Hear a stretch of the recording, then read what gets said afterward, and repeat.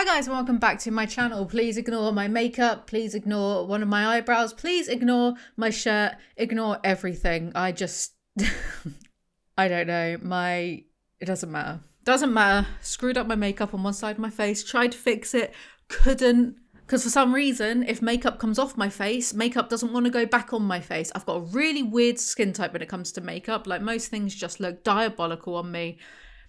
Probably looks fine on camera, probably looks fine. But anyway, for today's video, I finally finished Rival, the third book in Penelope Douglas's series, the Bully, so the Fall Away series, but I just call it the Bully series, Bully 3 Rival. Before we get into it, if you like my videos so much that you just want more of me in your life, then check out my second channel, Too Alizee, Too Furious, where I upload nearly every day. Depends how I feel. And things get a lot more unhinged over there. Dare I say, out of order. Not to jinx myself, but as long as I don't turn into Ethan Klein, I'm sure I'll be fine. Anyway, shall we just get on with this? First, like, comment, subscribe, because a lot of effort goes into these videos. I've got to edit this one as well. Fuming with myself. Also, check out my ebook on Amazon, The Prime Minister's Porky Mistress. More ebooks coming very soon. Working on a certain long, arduous journey right now. Also trying to work on a Bonnie Blue one, but it's just diabolical. And because when you upload on Amazon Kindle, it automatically also uploads on Goodreads. There's an Alizee Goodreads thing. So like if you're on Goodreads, follow that account that I don't control. Maybe I should. And you'll be able to then get, I guess, automatic updates when I mean, you'll know when I bring books out anyway, because I will literally shout it from the rooftops. But I think, let's see. Colleen Hoover on Goodreads has 746,000 followers, and Penelope Douglas has 100,000 followers on Goodreads. So go follow that Goodreads account that I don't control, because surely we've got to do better than that. Actually, if just half of my followers on here followed me over there, I'd be bigger than Penelope Douglas. Wouldn't that be the dream? Right, let's get on with it. Without further ado. Oh yeah, follow my Instagram, follow my TikTok. I might be rebranding my podcast channel as well, the Alizee Show. It will still stay the Alizee Show, but I think we're gonna rebrand it into like a general collab channel with like my mates instead of YouTubers. I don't know why. I don't know when it will be out, but I filmed one with one of my friends. It basically is a podcast. Not sure if I'm gonna put it on Amazon. We'll find out. I'll see what I'll decide the direction when I see what the response is. Let's just get on with it. Rival. An Enemies to Lovers Romance by Penelope Douglas. Where have I seen this before? Dante had 9 Circles of Hell. Phil Connors had Puxatawny Phil. And I have substandard Wattpad erotica detailing the sex lives of teens just above the age of consent. We're back and things aren't better. So there's a book playlist. There's a book playlist for if you want to listen along at home. I'm going to read some out to you. Far From Home, All I Want Is You, Numb, yeah, that Linkin Park song, Headstrong, 21 Guns, Why Don't You Get a Job? Why don't you get a job indeed, Penelope? La La, All I Need, What I Got. I am numb already, but I have high hopes for her incorporating Method Man into her work. Penelope dedicates the book to their husband. I'll actually just interject now. So I saw, maybe it was on Goodreads when I first did a Penelope Douglas video, but I saw somewhere that Penelope's preferred pronouns are they, them. Fine, whatever. But then I checked her Instagram account and her, they, she, her, they, it's all fine. So if there's a mix in this script, that's why. Just getting that out of the way first. So Penelope dedicates the book to their husband and calls him Hubs. I've had enough already. This is the fastest my will to live has ever been sapped away by a book. Spoke too soon because Penelope dedicated the book to her hubs in poem format, to hubs. There are so many things throughout the years, things you have done that have brought me to tears. You refuse to replace the empty toilet paper roll or to load the dishwasher with your messy ice cream bowl. I pick up your socks and you never have to vacuum. If Rachel watches this video, I can actually hear her crying right now. And I toss your empty Coke cans, which you leave in every room. I think I'm her husband, guys. Penelope, are we married? But then when I think of all the wonderful things that you do, like stocking the zombie weaponry with guns that are new. We have machetes, daggers, water purifiers, and radios. And the zombies will never get our stash of SpaghettiOs. Yeah, this does sound like me. Your skill with back rubs and burgers is no small feat. And I love that zebra cakes are your favourite treat. You put up with my drama and inappropriate humour. And I know you wish my 50 Shades obsession was just a rumour. I promise to always untie you as soon as I'm through, because baby, there's no one in the world as loving as you. I'm gonna cry. I'm gonna cry and ruin my makeup even more. Gotta love an AABB rhyming scheme. To all of the bloggers, reviewers and readers, what a crazy ride we've had together. I wish it was over. But we won't escape this series until every character featured in Bully has had their POV. And yes, we're using it in the contents of PORN because that's how low rent this all is. Prologue. Fallon. There were people that I liked and people I didn't like. People I loved and people I hated. Why? I'm interrupting myself because why does this open like a tale of two cities? It was the shittest of books. It was still the shittest of books. There's no improving this. There was the best of times. It was the blurst of times. It was the best of times. It was the blurst of times. You stupid monkey. But there was only one person I loved to hate. Why are you doing this? I heard a whiny female voice ask as I rounded the hall to sophomore PE. I immediately halted, locking eyes on a red-faced Tate and Brandt as she faced off with my douchebag stepbrother Madoc Carufas and his friend Jared Trent. For someone with no personality, everyone sure does love to obsess over who? Oh, Tate.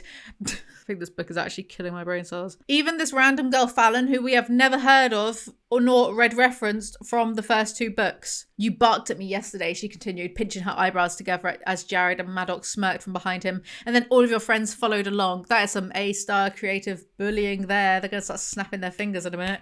I sucked in a long breath and completed my usual awesome combination of eye roll, head shake. Yeah. Awesome. And congratulations, Penelope. You've created yet another unsympathetic gremlin with which to torment us. I really hated turning corners. I hated closed doors. I hated not seeing the path ahead. Corner 1, your dad and I are getting divorced. Corner 2, we're moving again. Corner 3, I'm getting married again. Corner 952, I really don't like you or my husband or his son, so I'm going to take 15 vacations a year by myself.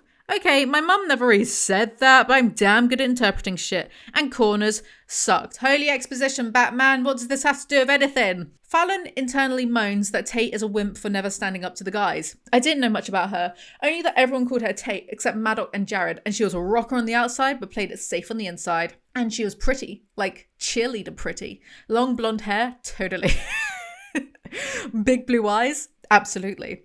Long legs, full lips and big boobs, even at 16. She was the perfect package, and if I was my stepbrother, I wouldn't have any problem sticking my tongue into her mouth. Hell, I might do it anyway. I chewed the corner of my lip, thinking about it. Yeah, I could be a lesbian. Maybe. If I wanted.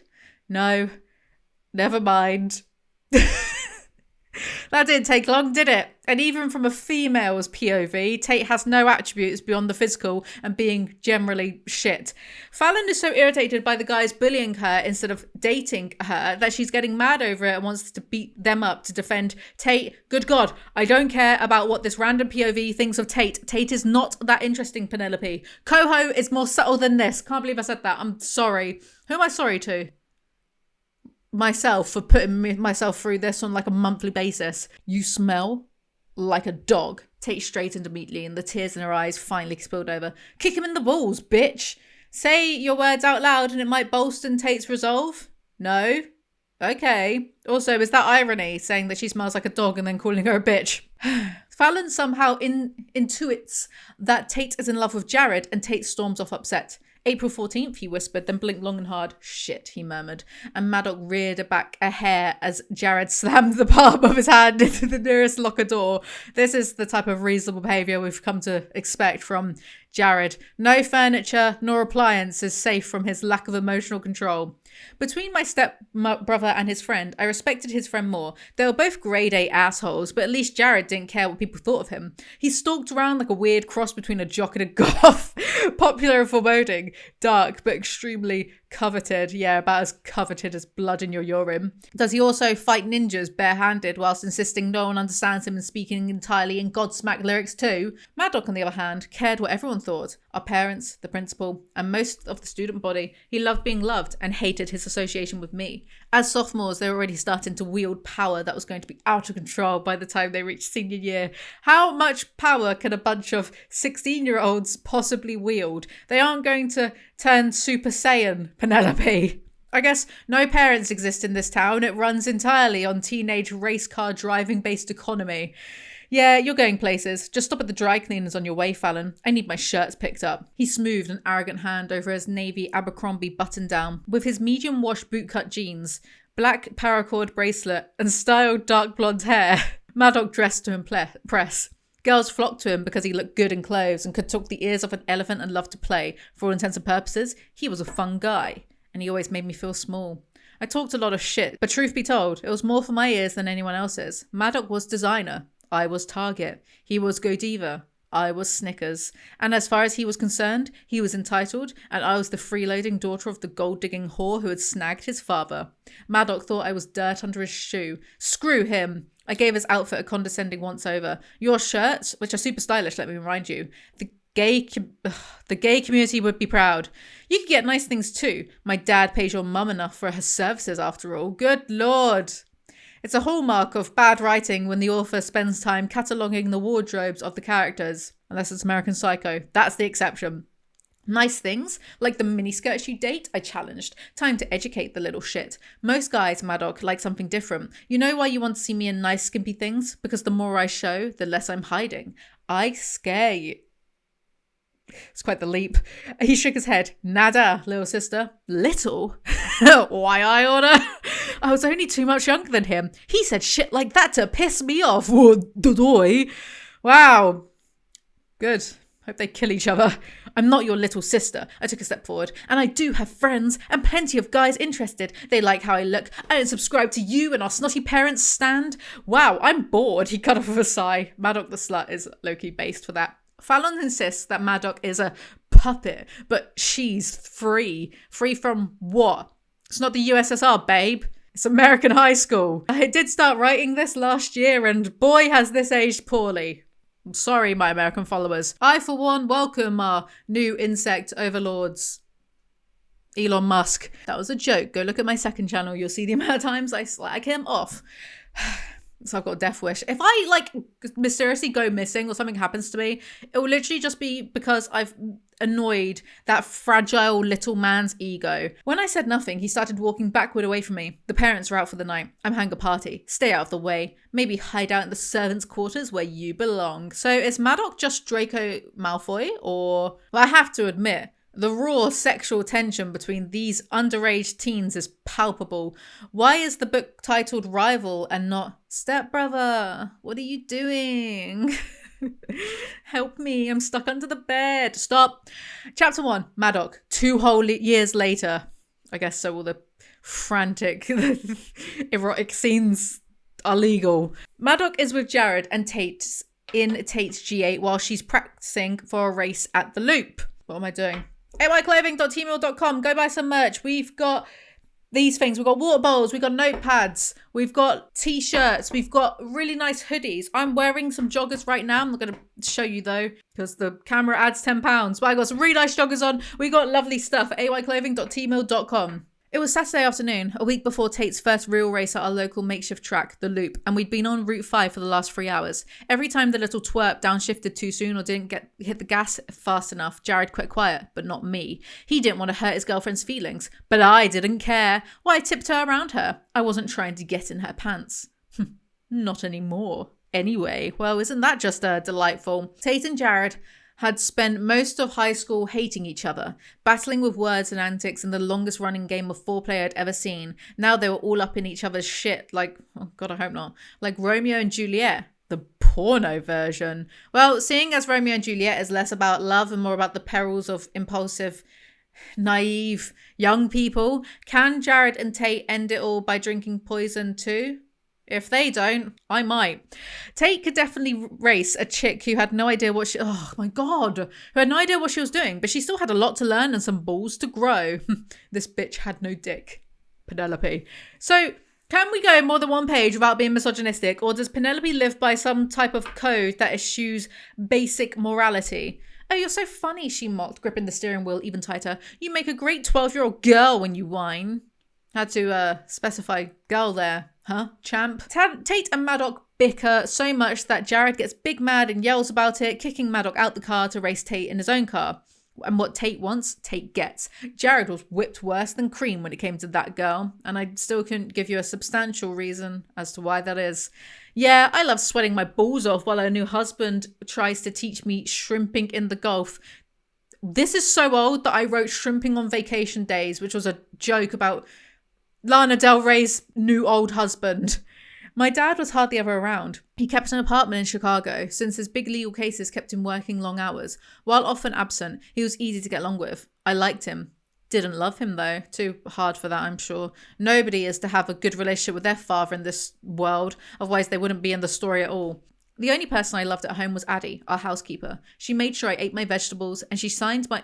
You're 18. And she signed my permission slips for school. She was my family. Hope she gets a better job with a better family and never looks back. Fallon has turned up at home, so Madoc has to stay with Jared's mum for a few weeks because he's not allowed home alone with his stepsister because they definitely banged. But it wasn't her home. It never was. It's been my home for 18 years. She lived there for a while our parents got married and then disappeared a couple years ago. I'd woken up one morning and she was gone. No goodbye, no note, and no communication since then. The parents knew where she was, but not me. I wasn't allowed to know her whereabouts. Not that I cared anyway. Sorry, is she in witness protection because of Madoc? Because that sounds really sus, mate.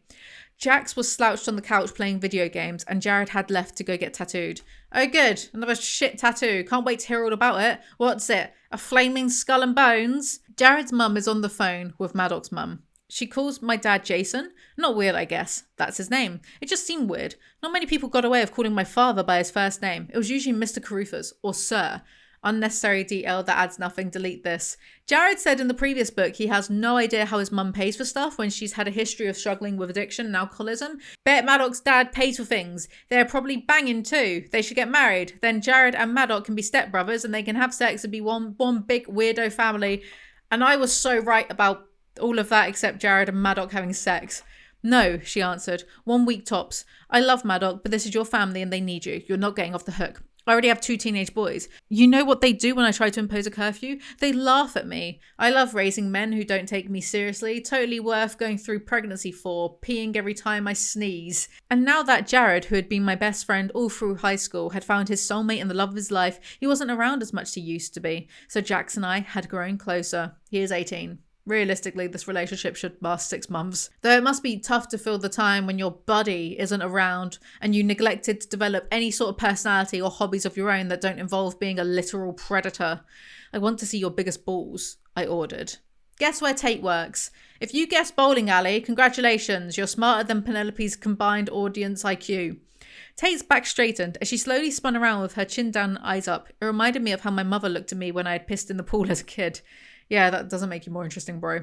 Wow, I haven't heard that one before. She widened her eyes at me. Well, sir, we have some quite heavy ones, but they all take 2 fingers and a thumb. Are you that skilled? She had an expression on her face like we were talking about homework, but I could see the smile playing at the corner of her mouth.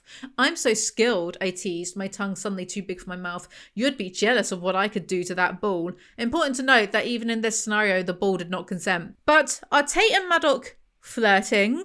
I can see them together more than her and Jared because, my God, at least Madoc is slightly more interesting than Jared, has a smidge of personality above emo angsting and shit tattoos Jared. She rolled her eyes and approached the counter. Tate had been working at the bowling alley since last fall. It was almost a court-ordered requirement that she get a job. Well, not quite. It probably would have been court-ordered if Jared had pressed charges. This 5'7", 120-pound bit of nothing, who simultaneously has the fullest tits and arse known to man, Bit of Nothing had taken a crowbar to her boyfriend's car in one of her famous violent fits. It was pretty nasty and pretty awesome. The video was on YouTube and had practically started a feminist movement. People did their own renditions of it and even put it to music. They titled it Who's the Boss Now, since Jared's car was a Mustang Boss 302. That didn't actually happen, did it, Madoc? The most interesting thing about Jared is his car, and this information is still dull as. I don't understand what penance I have to undertake to be free of him.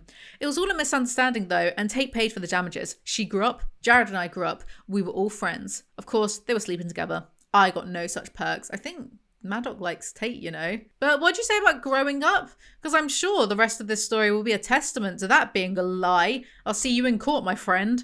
Madoc and Jax are drunk and Jax is doing slip and slides down a bowling path. Oh look, your assertion that you grew up undone within one scene. Madoc the slut and Jax making themselves everyone else's problem out in public. Why is the whiskey? How's he? I haven't watched them in years. Why is the whiskey gone? Whatever. I imitated Captain Jack Sparrow. Penelope, can you meet me in the 21st century, please? Like, those films are so... Well, they're not like that old, I guess, compared to the history of cinema. But I can't even remember how... Where's the wrong... I can't remember how he says it. Like, they're pretty outdated. Madoc is haunted that he's not allowed to go home. Haunted?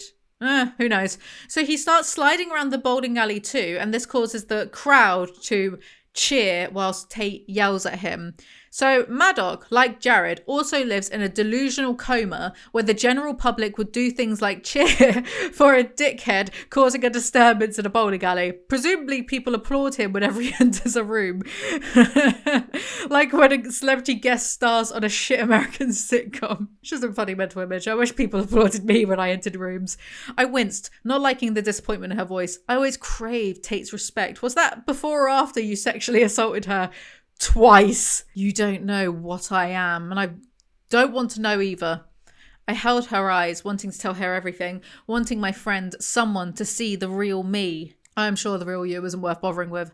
I just wanted her to know that underneath it all, I wasn't a good guy. What do you mean underneath it all? Surface level, you're not a good guy, and we know that. We were there when you bullied her for years because your best mate is clinically insane, and we were there when you groped her several times against her will. So believe me, we know. Also, it's very crazy that the bloke who assaulted her has a smidge more chemistry with her than her actual boyfriend.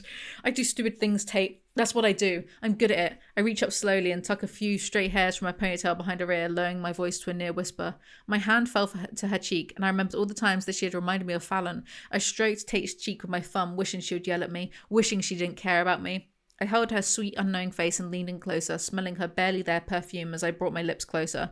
Madoc, she asked, her voice confused as she watched me. Tilting my head down, I planted a soft kiss on her forehead and leaned back. Well, this was all revolting, and not least because you're trying to make Madoc a human being in the most clumsiest way possible. That's just not on, son. Wow, I took a deep breath and smiled. I hope you know that didn't mean anything, I joked. I mean, I love you, just not like that. More like a sister. I burst into laughter. It's nice that he can make himself laugh, I guess. But also, he definitely banged his stepsister, so this makes this a crazy thing to say to Tate. What the hell's going on? Jared's big and angry daddy voice ripped through the bowling alley. Don't you dare put daddy and Jared in the same sentence. Don't ruin this for me. They slip over and Tate falls onto Madoc, which is cool for him, but Jared is big mad. Dude, she slipped me whiskey and tried to date rape me. Of course, Penelope finds this a funny thing to write. Of course they do. Chapter 2, Fallon. Yep, it's one of those books. Why do so many authors insist on doing multiple POV when they can't even get one perspective right? Was that your first kiss? He asked, pulling his head back down to look at me. I keep my gaze down and clutch the kitchen counter behind me. This feels wrong. He's pressing my back into the countertop and I can't move. It hurts. Just look at him. I will myself. Look up, you idiot. Tell him to back off. He doesn't see you. He's a user. He makes you feel dirty. Come here. He grabs my face and I cringe. Let me show you how to use that tongue. This feels wrong. I couldn't wait to find out what this mess was about. Based on all prior evidence from the other two novels, I'm just going to assume that this is Fallon's future husband assaulting her. Here's the thing, yeah? I started this quite a while ago. Well, I finished it yesterday. So some of this feels a bit new to me because I started it a while ago. And I didn't quite recall for the second half that I literally wrote within the past few days, that in the first few chapters, Fallon has these weird dreams and recollections of Madoc, and it sounds really sexually abusive. It sounds like he's doing stuff to her against her will. And I don't know if I don't know if this is just what Penelope likes, or I don't know if the twist was actually meant to be, oh no, she did consent because she liked it, because, you know, like they're in love or whatever. But it's just weird to look back at this now with the latter half of the book's information so fresh in my mind, if you get me. Fallon, a voice sang out to me, I made you poached eggs, your favourite. I smiled, curling my toes and clenching my fists to wake them up. With toast to dip, I called from underneath my pillow. White toast, because multigrain is for pussies, Addie deadpanned, and I remembered I told her those very same words about 4 years ago when Mum married Jason Carruthers and we came to live here. Butter the toast, eat the toast, shit the toast. God, life's relentless. I kicked the covers off my legs and sat up, laughing. I missed you, girlfriend. You're one of the only people in the world I don't want to cut. My God, you're edgy. My God, you're greasy. She walked into the room, carefully manoeuvring a tray full of all the things I hadn't eaten in years. Poached eggs, croissants, freshly squeezed OJ, a fruit salad with strawberries, blueberries and yogurt, and real butter. Is this V for Vendetta? Will anyone even get that reference? I haven't had real butter since I was a girl. For some reason, like when it came out, I was really young. Me and my friend watched it and we found that really funny for some reason. We're like, she's not had real butter, because obviously we didn't fully understand the ramifications of living in a dystopian society. Well, now, no, this is like literally the world's most boring dystopia. Everything sucks and I can't buy a house. But it just really tickled us because we were like, I haven't had real butter since I was a girl, because we didn't get it. We were like 8, leave me alone. We definitely weren't 8 in 2005. Whatever. I thought you said you were too cool for hipster glasses, she reminded me. I dipped a wedge of toast into egg yolk. Turns out I had a lot of opinions back then. Shit changes, Addie. I smirked at her happily as I took a bite, salivating more as the warm saltiness of the yolk and butter hit my tongue. But apparently not your cooking. Damn, girl, I missed this. Is there any teen in this book who isn't insufferable? Also, my stomach turned a little bit at warm saltiness. If that was deliberate, that's disgusting. If it was subconscious on Penelope's part, there's a problem. Addie is far from a girl in looks, but more so than anyone I know in personality. Huh? What does that even mean? I'm a woman now. I can clean up after myself. I hadn't been paying my own bills, but for all intents and purposes, I've been taking care of myself completely for 2 years. My mother had deposited me at boarding school, which we get no memories or recollections or anything, reminiscing, flashbacks, anything from Fallon. It's like when Tate left to go to France for a year and we got absolutely nothing from that or about that. No memories to show like how they changed and matured over the length of time they were away with both Tate and does Penelope do this in all their books? Let me know, because it's lazy to just send your characters off for like a year to, you know, do something that's going to impact them and how they develop their personality, but then not show any of it. And my dad didn't micromanage. When I got sick, I dragged my ass to the doctor. When I needed clothes, I shopped. When it was laundry day, I studied next to the washing machine. No one told me which movies to see, how often to eat vegetables, or when to get my hair trimmed. I took care of it. So she's like 18. Is this not normal for you to do all of this stuff independently from your parents at this age? Like, no one told me what movies to see. I can't believe seeing films you want to see and consuming food makes you an adult. I guess it makes sense when we consider the rest of Penelope's mentality. And before anyone tries to defend this rubbish in the comments, that's Fallon, not Penelope talking. No, shut up. Penelope cannot distinguish between their own opinions and those of their characters. You are a woman, a very beautiful one at that, she smiled, and I felt a warm hum in my chest. A few more tattoos, but you took the piercings out, I see. I liked the ones through your septum and lip. Of course, another character whose tattoos have to stand in for personality. At least she's a real adult and is no longer being fed by Addie chewing and regurgitating vegetables into her mouth like normal. Then there's a whole long paragraph about all the piercings she had, but I won't bore you with the details. They keep vague booking about what happened with her and Madoc, but won't out and out tell us. It's like my least favourite trope. A character saying there's no time to explain, and then just walking or driving or doing anything in the next scene where there is ample time to explain. See the first episode of Fear the Walking Dead. See also, which Ant-Man was it? The one where they go really like quantum small or quantum whatever. That one where they like go so small it's basically alien. And that woman turns up and they're like, oh my God, we thought you were dead. Spoilers, who cares? It came out years ago. And then they're like, tell us what happened. And she's like, there's no time to explain. And then the next shot is literally them just walking. Fallon wants Madoc to come back home for her to face him, but Addie sees through it. Fallon, do you usually sleep in your underwear and a t-shirt too short to cover your ass? Addie asked with a laugh in her voice. Yeah, why? I heard nothing for a few seconds as I bent to get my bag. Good thing Madoc's not here after all then, she mumbled in an amused tone and left me to it. Well, whatever happened between them can't be that serious if Addie is joking about it. That Madoc. Such a slut. Fallon is sad that her mum redecorated her room when she left but gets over it. My room was now mature and even a little sexy. I mean, if cream-coloured walls are sexy. Rich shits like their country houses, their space and their trophy wives, even if they used none of them. When I thought of my stepfather, Richard Gere in Pretty Woman always came to mind. You know the dude who reserves the penthouse suite but can't stand heights, so why did he reserve the penthouse suite? Anyway, that was Jason Carruthers. He bought houses he didn't live in, cars he didn't use, and he married women he didn't live with. Why? Poor me. My stepdad is rich. Get a grip. Anyway, her mum is a gold digger, her words, not mine. How evil. Sweat poured down my neck as I pounded the shit out of the dirt under my feet. Tool's Schism played through my earbuds. Which, if someone's never heard of these songs, it means nothing to them. She has a bracelet that is also a specially designed pocket knife and pepper spray, because sure it is, because of her dad's insistence. Does that ever even come up? I don't think it does. Scanning the trail ahead of me, because I listened to my daddy, no.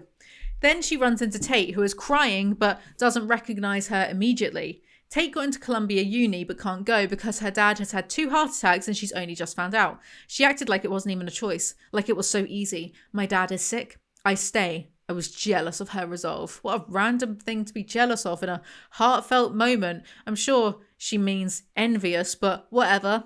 As long as it's somehow made to be about her. It's okay. Where do you think you'll go to school now? I looked over at her and saw that she had a little tattoo on the back of her neck, down at the curve where it met her shoulder. It wasn't that big, but I could make out flames bursting out of a black lantern. I actually cannot. This is barely a level up from my immortal. She raised her eyebrows, surprised. Well, you like old school GNR. You're going to... GNR? What, as in Guns N' Roses? Not special for that, mate. You're going to Northwestern. You've got some nice ink. She motioned to the out of order tattoo I had written behind my ear at the hairline. And you joke.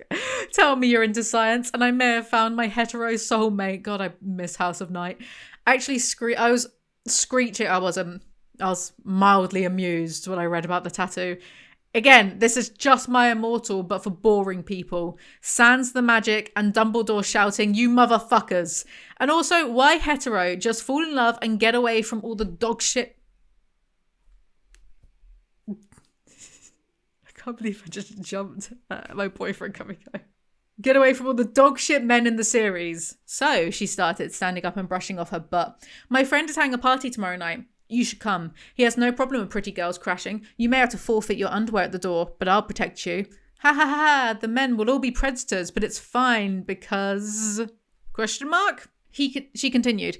He requires that you wear a bikini, but if you kick him in the balls, he'll shut up. She hooded her eyes in an apology. He's one of my best friends. It just takes some time getting used to him, she explained. Oh, I see. So you're a gender traitor now, Tate. Why does Penelope view the world through the lens of a 14-year-old boy raised on music videos?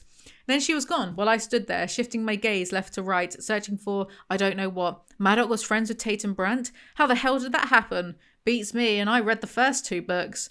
I like that metal in your mouth. I heard a tongue piercing can be all kinds of fun for things other than kissing. He grits my hair, breathing into my mouth. So are you really a bad girl or just playing at one? Show me. She wakes up nauseous from this dream. So what happened? Did Madoc sexually assault Fallon and that's why they aren't allowed together? Which, that's not even a weird prediction for me to make considering Madoc sexually assaults Tate in Bully.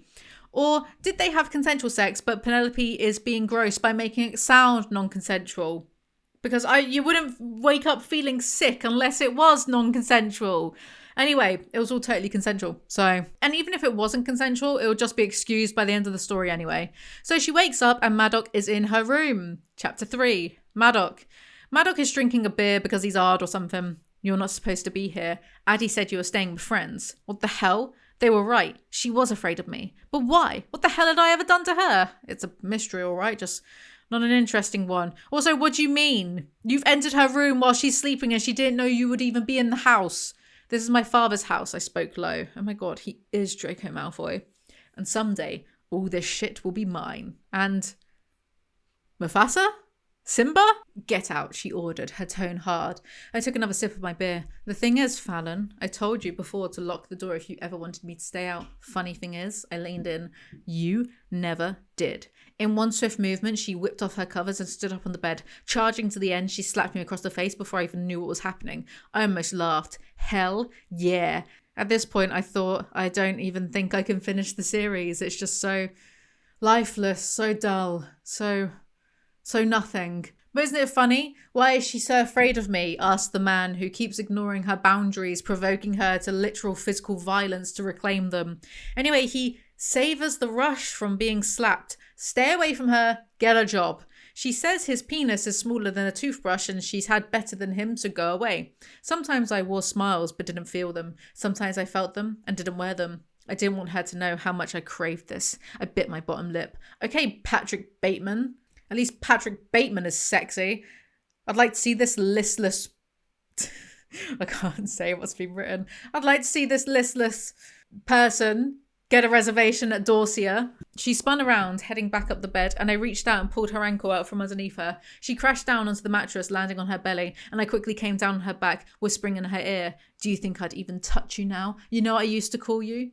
Pussy on the premises. You were convenient when I needed to blow a load, Fallon." I'm tapping out. I'm over it. I'm done.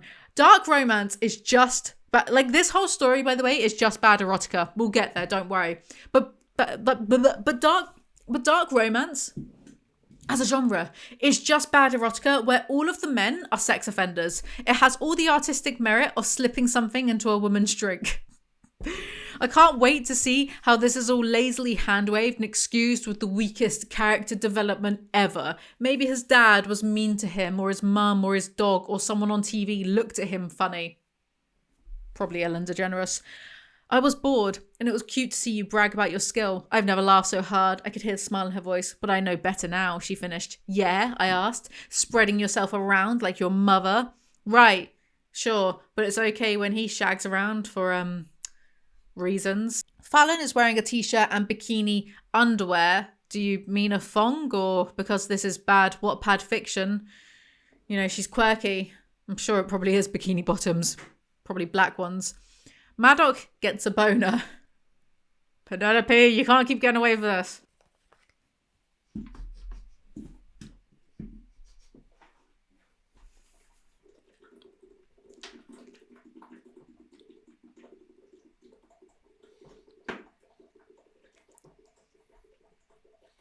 Stop, you're going to drown. Get out! Her chest rose and fell hard, and the anger in her eyes brought back everything I lived for 2 years ago. This is literally Just Bully rewritten for the 3rd time. Get a real job, Penelope.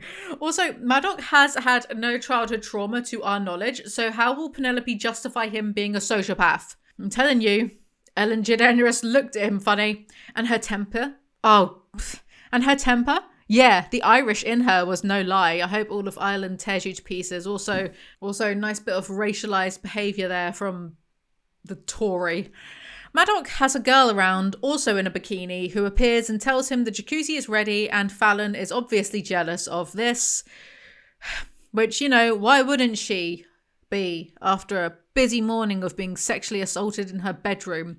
Chapter 4, Fallon. Fallon is confused as to why Madoc hates her. I crossed my arms over my chest, realising I was still in my tank top with no bra, and Madoc was still in the house. Yes, Penelope, please keep telling me about this 17/18-year-old's tits. Stephen King, all is forgiven. I'm so sorry for that 5-hour-long video I did where I detailed every time that you mentioned boobs because, dare I say, it was more respectful than this. I like Stephen King. Don't anyone get that twisted. I like him. I've read most of his work. You don't read most of someone's work without liking that. Maybe you can. I don't know. But I like him. I just find his obsession with mentioning women's boobs to be funny. That's all. Because he doesn't mention men's balls nearly as much. Maybe he should. It's my right advice, Stephen King. His easy smile that always reached his eyes stopped me short, and I narrowed my eyes. Stop smiling, I mentally ordered at him. I narrowed my eyes even more so that my eyebrows were probably touching. Word proximity, eyes used 4 times. Wait, 1, 2, 3, 4. Yep, 4 times if you include eyebrows. Also, we could just end this story here with a tactical toaster to the jacuzzi. My gaze lingered on the huge tattoo on his back, stretching from shoulder to shoulder. My heart skipped a beat. Was that my name? But I blinked and shook off a ridiculous idea. No, the tattoo said Fallon. They had messed up the E by inking it to look like flames. It was a good-looking tattoo, though, and I had stopped myself from dwelling on how it made him hotter. Tattoos made everyone hotter. Anyone can get a tattoo with the right amount of money. It's not special. And also, his tattoo is awful. And also, Penelope insisting anyone would find it aesthetically appealing or be attracted to someone with that on their back is obscene. I was standing there in my sleep shorts and tank top, looking a hell of a lot more indecent. My hair was everywhere, spread around my face and down my back in tangles and knots. He was fresh and bright, and I was wilted. His gaze dropped slowly, taking in my appearance or maybe just trying to make me feel uncomfortable, but my cheeks immediately warmed anyway. He scaled down my chest, over my stomach until he reached my bare toes, and then came right back up to meet my eyes, disgust clear in the blue depths. Madoc was always calm, after all. So calm all the damn time growing up. He didn't shout or show his anger until he'd had enough. You never knew when exactly that was going to be. That was the scary part about him. Well, that's not ominous, is it? How moody, how fallen, how like someone who will give a child or partner lasting CPTSD because they will always be afraid of setting off this rapey powder keg. Addie asks if Madoc is leaving after breakfast, and he lies and says that he and Fallon agreed to share the house. He nodded as he spoke and looked at Addie with the same carefree, innocent, wide-eyed bullshit I'd seen him use a million times. This is why Madoc was going to be a great lawyer like his dad. Working people wasn't just about the words you spoke. It was about the body language, tone and timing. Keep your voice natural, your body relaxed, and distract them with a change of subject as soon as possible. Was he now? Is he studying law? Did we actually learn something about a character not related to biceps or tattoos? Will it eventually be revealed he's studying law because the results of his aptitude test he was shown to be naturally caring with a deep-seated love of justice and fairness to all, just like Jared is a natural leader with protective instincts? Fallon is fine with Madoc being there because she missed playing with him. What am I reading? I don't want to hear her whinge anymore then. It was hard to tell if he had any dreams of his own aside from what his father had planned for him. Is this the trauma we are meant to boo-hoo over? That he's a rich, privileged piece of shit expected to follow his family's rich, privileged piece of shit footsteps? Is he Logan from Gilmore Girls, but with none of the charm? Penelope, Coho, please go get proper jobs. Stop copying TV shows you watch at home when you're bored. Addie gets them both presents, a cryptex, some type of riddle puzzle they have to work out to get the real presents inside. But he pinched his eyebrows together. You know I just wanted to see you in a bikini, he told Addie. He said, to the one person he considers true family. Madoc reads his out loud. At night they come without being fetched, and by day they are lost without being stolen. What are they? His eyes shot up to pin Addie. Seriously? Stars. It's clearly stars. I read mine to myself. What gets wetter the more it dries? Please. I snickered and dialed in towel. Well, that one is significantly more obvious. The presents for Fallon is a gift card to a skate shop when she doesn't even skate anymore. How personal. And I was right. The answer for the other one was stars. Me, 1, cryptex 0. Madoc didn't get it though. Fallon did, so now she must pay. He leaves for who the hell cares. Do you know that Madoc started playing the piano again? Her eyes stayed glued to her task. Edward? Madoc had taken music lessons since he was 5, specifically for the piano. Jason Carruthers wanted his son proficient, but when Madoc turned 15, around the time my mum and I moved in, he realised that Daddy really wanted him to perform, something else from Mr. Carruthers to brag and show off. Newsflash! All parents want to show off about their mid-kids. This isn't a traumatic, Penelope. I can't express enough about not caring about any of this. Madoc quit piano but secretly plays for himself because he's tortured and sensitive, probably. I thought of Madoc playing alone downstairs in the dead of night. What kind of songs did he play? Why did he do it? And then I remembered the Madoc from last night, the one who'd insinuated I was a freeloading slut. Ah, the duality of man, because no musician would ever be a dick to a woman. When did he start playing again? I asked, looking out to the patio where he talked on his phone. 2 years ago, she said softly. The day you left. Is this a trope? Is this just bully for Tories? Chapter 5, Madoc. Thinking about Jared and Tate, Fallon and I were a lot like them, only I didn't love her and she didn't love me. I was infatuated with her once. I loved that she let me take out my prepubescent urges out on her, but we weren't in love. Yeah, because sex is something you do to a woman and not something a woman does with you. Fallon affected my body in weird ways, but only because she's different, I told myself. The last time I saw her, she was sleeping on the leather couch in the theatre room wearing only my t-shirt. She had twisted her lips up as she rubbed her nose in her sleep. I remembered thinking how much I couldn't stand her during the day, but how much I wanted her when she put her forked tongue away at night. Everyone at school thought she was a freak. They definitely thought she was a lesbian, and none of the guys thought she was hot. Pretty? Sure, even with the beanies that covered her head and the glasses that hid her eyes, but not hot. Her piercings were scary to them, and her clothes were an embarrassment to any guy calling her his girlfriend. Only I knew the truth. I'd seen her without the clothes, accidentally of course, and I knew what she covered up. But that was 2 years ago. She wasn't sexy to me anymore. Now she was lethal. Despite her pale Irish ancestry, her skin was golden with the most beautiful sprinkle of freckles across her nose and under her eyes. Her hair had been coloured, whereas before it was a dull light brown. Now it was about 3 different shades of brown with some modest chunks of blonde blended in. Her green eyes stood out more to me than I remembered, and it took clenching every muscle in my body this morning to look like I wasn't checking her out. Seeing her walk into the kitchen in her PJs, looking like she'd been blissfully shagged all night long, made me hot. Penelope, you are so weird for writing all of this. It's so funny because on Penelope's website, because I've deep dived, I've gone there. It says something about how, like, you know, people will try and dull your shine and call you weird and blah, blah, blah. Just ignore them, do things anyway, which is actually good advice, unless it's writing horny erotica about barely legal teenagers. Like, you know, I was treated as a freak growing up. Imagine that. People thought I was a massive weirdo. Look at me now. Because I was, but there's a line. There's a limit, Penelope, all right? You're so weird for writing all of this. This is also the second time that he's mentioned her having Irish ancestry, which, you know, really means she's like 5% Irish. It's actually getting worrying, all of these grown women who write many, many detailed books filled with scenes about teenage bodies. Then, after all that, he goes, anyway, she can't redeem the damage she did. So, you know, of course she gets no character traits here apart from those that relate directly to her appearance, and her value directly correlates to how she makes him feel about himself. And by that, we mean horny, but also safe, because Madoc is pathetic. Madoc has a party, and by 3:30, I assume PM, everyone is there. I said I'd do this ages ago. Back in November, I went to a comic art convention because my friend Rob wanted to go, and I just thought, oh, why not? Go up north for a bit. Fine, whatever. And it was really good. And I met someone who watches my channel called Lily Blakely, who, she gave me this for free. Nice, isn't it? She did this, she said, it was months ago now, so I don't remember what she said. She said that she got a review, but the review was like low-key a little bit mean, but she just like found it funny because of course she would. She was one of my audience members. We are not soft around here, all right, guys? But yeah, she wrote this comic called Window by Lily Blakely.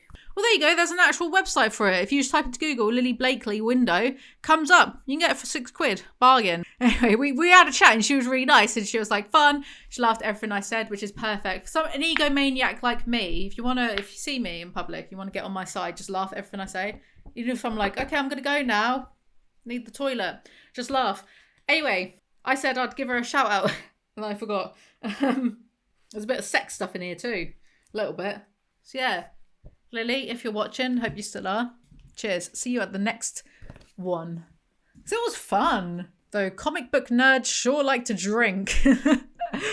Anyway, that's been on my mind. I've been meaning to do that for like a book review in so long, but I've barely been doing book reviews recently. And that is changing. I'm definitely going to be doing a weekly uploads, 4 book reviews a month. Don't hold me to that. Anyway, I saw Jared's car parked on the side of the house, which meant Tate and he were in their room, the one I gave them so they could have alone time by her dad on the case. Screw him. They're in love, and I love them like family, so mi casa es su casa. We already know that Tate's dad idolizes Jared, and he doesn't give a damn about his own daughter, so this is a pointless addition. Jameson, I called out to Ben, who was in the pool hitting on Kendra Stevens. Don't even think about it, man. I've already been there, I teased. Shut up, Madoc, you wish, she shot back, flying her hand across the water trying to splash me. Hey, you a good babe, I shrugged, following Jax to where the keg sat. For a fat chick, you didn't sweat much. Ben's eyes bugged out and Kendra screamed, "Madoc!" She kicked her skinny legs on the raft, spilling her drink. I turned back to Jax, who was silently laughing so hard his face was turning red. And not a single drink went unspiked that day, but boys will be boys. Some women talked to him and Jax. "Pretty good so far," she answered and put her hands on her hips, making her chest more prominent. "How's your summer, Jax?" "Couldn't be better," he mumbled, still loading ice. "Oh, I think it's going to get a lot better." She trailed a hand down his back and I saw him stiffen. "Yeah, right. Freezer boy wishes." Jax is getting attention from girls at school because they've got no taste, and sometimes he went all predator with a seek and destroy mentality. I sure can believe he's a predator. Give me a break. He stood up straight, throwing the empty bag aside. "I've been having sex longer than you. I just don't like women like that." He stared off into the crowd across the pool. "They see me as a toy, and I see you as a popsicle. We can't always win." When you stepped on Jared's toes, you'd get punched in the gut. If you stepped on Jax's toes, he'd hack into the county database and issue a warrant for your arrest. If you hit Jared, he'd pound you into the dirt. No one hit Jax. He carried a knife. Wow, he's so cool. Everyone around this child is failing him, guaranteeing he's going to end up killing yet another person. Jax notices Fallon. Now, her on the other hand, Jax piped up, gesturing with the beer in his hand. She looks like a librarian in a porno bookstore. Once again, I'm amazed at Penelope's ability of making abuse victims so unlikable. But thank God he doesn't see her as just a toy though, because that would be awful. Fallon didn't show skin, she didn't wear makeup, and she didn't tame her hair. So why the hell was she doing it now? I think this means she's a slut now. Chapter 6. Fallon is shocked Tate is dating Jared. Aren't we all? Madoc has a winning personality, and he's hot. But Jared is just hot. At least Madoc has more going for him. Was she on a mission from God to reform assholes? Madoc does have more personality than Jared, I suppose, but that's a bar so low you could step over it. Madoc has the charm of a dog eating something it just vomited up. "Well," Tate snipped as she sat down at the table from across Jared, "she obviously hasn't slept with you if she's not a fan. That makes me feel better." Remember in the first two videos when I said going from virgin to being with the most promiscuous wannabe bachelor in town isn't the amazing arc all these romance authors think it is? Ha! Vindication. So Fallon is all, used to make her cry. My personality has improved, Fallon. I'm not sure yours hasn't, though. Care to start over? He held out his hands and I hesitated long enough to make everyone feel awkward. But I took it. What the hell? If the girl was happy, and she looked happy, then it was none of my business. No, I actually laughed when I read this. This was the quickest resolution to the most tepid conflict I've ever read. And they did make a good-looking couple. Well, that's all right then. Just as well, because Penelope doesn't know enough about human personalities or relationships to base them off of anything else. Hey man, Jared nodded behind me, and I felt pressure hitting my back. Not that someone was touching me. I'm sure there were less clumsy, ham-fisted ways to write this, but screw it, we've got a deadline to get to. Madoc. I can see your bra, Fallon, he sighed. Looked away, appearing bored. I knew he could see my bra. I knew everyone could see it. It's what I wanted. I had no plans to go swimming, so I wore a black bra with elaborate straps stretching from the front of my torso to my back and down my shoulders over my upper chest. From my upper chest. It wasn't meant to be hidden, so I wore it with a loose... Oh my god, this is actually like blurring my vision. A loose, deep V-neck tank top that showed it off, paired with my black shorts and flip-flops. I only accessorized with my earrings and glasses. I'd already gotten some appreciative looks, and I knew that would piss off Madoc. Oh my god, my immortal, shut up, no one cares about your dumb outfits. If I drank at every mention of the clothes in this, I'd be passed out in a puddle of every fluid I have to offer by now. Whether or not he still wanted me, I knew he wouldn't want anyone else to have me. Shut up. Who cares? Who are either of you? Sleep together, don't sleep together, get together, don't get together. It doesn't matter. Someone push everyone into the pool and fetch the toasters. Come on, Madoc. I switched to my right and walked backward towards the pool. It's a party. Don't be a pooper. And I turned around, giving my back, not wanting to admit how much I wanted to see his face right now. With my heart in my throat, I threw my tank top over my head and let my shorts fall to the ground. I took a moment to breathe as the chatter around me ceased and the partygoers stopped what they were doing to look at me. In my underwear. Go away. I was more covered than some of the other girls here. My bra was definitely made for sexiness, but it covered my breasts, and my hipster underwear was black lace. Yeah, I was more covered, yet I was the indecent one, because I wore lingerie. My hands shook. What am I doing? The characters are becoming self-aware. She knows she's in a story and not doing anything with logic or reason just because the plot requires it. She and Tate play in the pool. Okay, so they weren't that ridiculous. Madoc made things work. that others couldn't. I remembered how much I hated his attire 2 years ago. Safe, conformist, from the Gap. But I found out they were a part of a facade that he adopted. When the clothes came off, so did Madoc's mask. Fuck's sake. At night when he'd hang out in just jeans and nothing else, it was like us seeing an entirely different guy. Strong, powerful, mine. Penelope, he's not Two-Face, he's just some teenage rich boy. How many times do we have to have it hammered into our collective face that Penelope cannot characterize a character in any other way than what they are wearing? I think Penelope might actually be an alien. Apparently others had seen his good side too, if he could count Tate and Brant as a friend. As far as I could tell, she was ambitious and level-headed. Ambitious where? Level-headed also, like, I ain't knocking her, but she did beat up Jared's car several times. And although her boyfriend and Madoc's best friend could go piss up a tree as far as I was concerned, I had to admit that he seemed to have grown up. He had some nice ink. What's that got to do with growing up? A gorgeous tree tattooed on his back, covering almost the entire area. My tattoos were smaller, but I had more. We might even have a thing or two in common now. 18, but they have tattoos completely covering their bodies. This is just fan fiction, but not even as good as fan fiction. I can't say what I said there. I feel like I'm losing my mind. Like, she's just saying things entirely unrelated to one another. He had grown up. I'm about to get an insight to his behavioural persona. No, he just has more tattoos. But that's not a sign of personal growth, Penelope. Do you know what personalities are? Like, I imagine this exchange between Penelope and their friends. How was your date, Penelope? What was the guy like? He was nice. He wore blue jeans. Okay, but what's he like as a person? Great. He has tattoos. No, but like, in terms of his character, second to none. The way his hair flops over his eyebrows is so sexy. His character, Penelope, the way he treats people, his interests, what are they? His character is he sometimes wears black and he has rips in his clothes. As much as I wanted to know Jared and Tate's story, I was more satisfied as the night wore on that he deserved her. He didn't say one wrong word to her or talk to any other girls and always touched her when they were close. Can't even talk to other girls. Who is he? Mike Pence? Also, as an English person, I shouldn't even know who Mike Pence is. Please stop infecting my news cycles. Guess you could just now replace Mike Pence with JD Vance. Again, shouldn't know that. Shouldn't know that. Shouldn't know that about a country who doesn't know who... Do we have a deputy prime minister? Who is it this week? Angela Rayner. The fuck is that? Who's Angela Rayner? Who are you? Who's that? No idea. Anyway, well, carry on, ignore me. But anyway, Jared being nice to Tate is doing the bare minimum, Penelope. Jax meets Fallon and she describes him as too beautiful for words. Are they gonna hook up? I really feel that Penelope was reading Twilight when they wrote this. Like the rich, the rich, damaged, broken teenager. No, Edward's trapped in a teenage body, whatever. Playing piano softly to themselves at night, blah, blah, blah, blah. Always popping up everywhere. Going into her room when she's sleeping.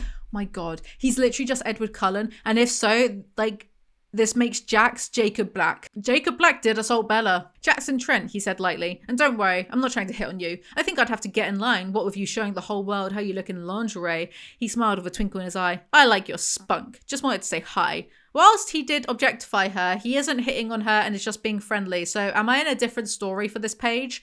I like your piercings, he motioned to my ears. Are you the one that inspired Madoc's? Good grief, Madoc. Get a life. Get a personality beyond piercings. Piercing, he answered, leaning to whisper. Rumour is that he has one somewhere, but we can't see it. Tate thinks it's a Prince Albert. I'm going with a Jacob's ladder. Madoc's either all in or all out. Is that where the film Jacob's Ladder got its name from? Because actually I just googled it and it's the divine connection between God and the earthly realm, which makes much more sense than naming the film after a penis piercing. They sit around the fire talking and Madoc is caressing some girl. I watched his fingers, mesmerised by how she was putty in his hands. He was soft and slow, gentle and attentive, possessive. Pressure built low in my belly and I clenched my thighs, feeling the long-forgotten burn. Then I looked up. My chest heaved. His eyes were on me, pinning me with the absence of everything they usually held. The amusement was gone. The mischief had disappeared. The game was silent. The mask was off. In this moment's whore, it's a song, poured out of the speakers, and I stared into his hard eyes that were hot and urgent on my skin. My tongue moved around my closed mouth, trying to quench the dryness in my throat. He touched her with his hands, but held me with his eyes, and every time he stroked her jaw or ran his finger across her cheek, I could feel the tingle on my skin. Can you not include someone else in your weird sex games non-consensually? Thank you. Also, it is concerning that any love interest has a mask-off moment. Jax is asking her about skateboarding, and I died. The skateboard tattoo on the inside your wrist, he gestured. Is that your half-pipe with the severe incline in the basement? My half-pipe? He'd seen it. It's still there? I asked, incredulous. I couldn't believe it. He nodded. Yeah, next to the piano. A half-pipe skate ramp. In the basement. I know they are filthy rich, but there's surely limits to this. And no, they didn't say mini half pipe, so I'm not going to give Penelope the benefit of the doubt and assume they're on about the smaller ones. I'm going to assume they have a fuck-off skate park in their basement, because why the hell not at this point? Madoc plays My Immortal by Evanescence as Fallon lands sick tricks. Fade to black. Gunshots. Tate asks Fallon what's with her and Madoc. Yeah, I guess I do. Then she fixed me with a stern expression. But I also know there's two sides to every story. You two should talk. How about you mind your own business, Tate? Then Liam and Jax start arguing about the racetrack. You want to know what I want? Jax interrupted, keeping his voice cocky. I want your girlfriend to wipe off her poser pink lip gloss and get in my car. That's what I want. Jared's sexy dad never should have let him out of the freezer. How is Jared's sexy dad anyway? I hope he's eating enough.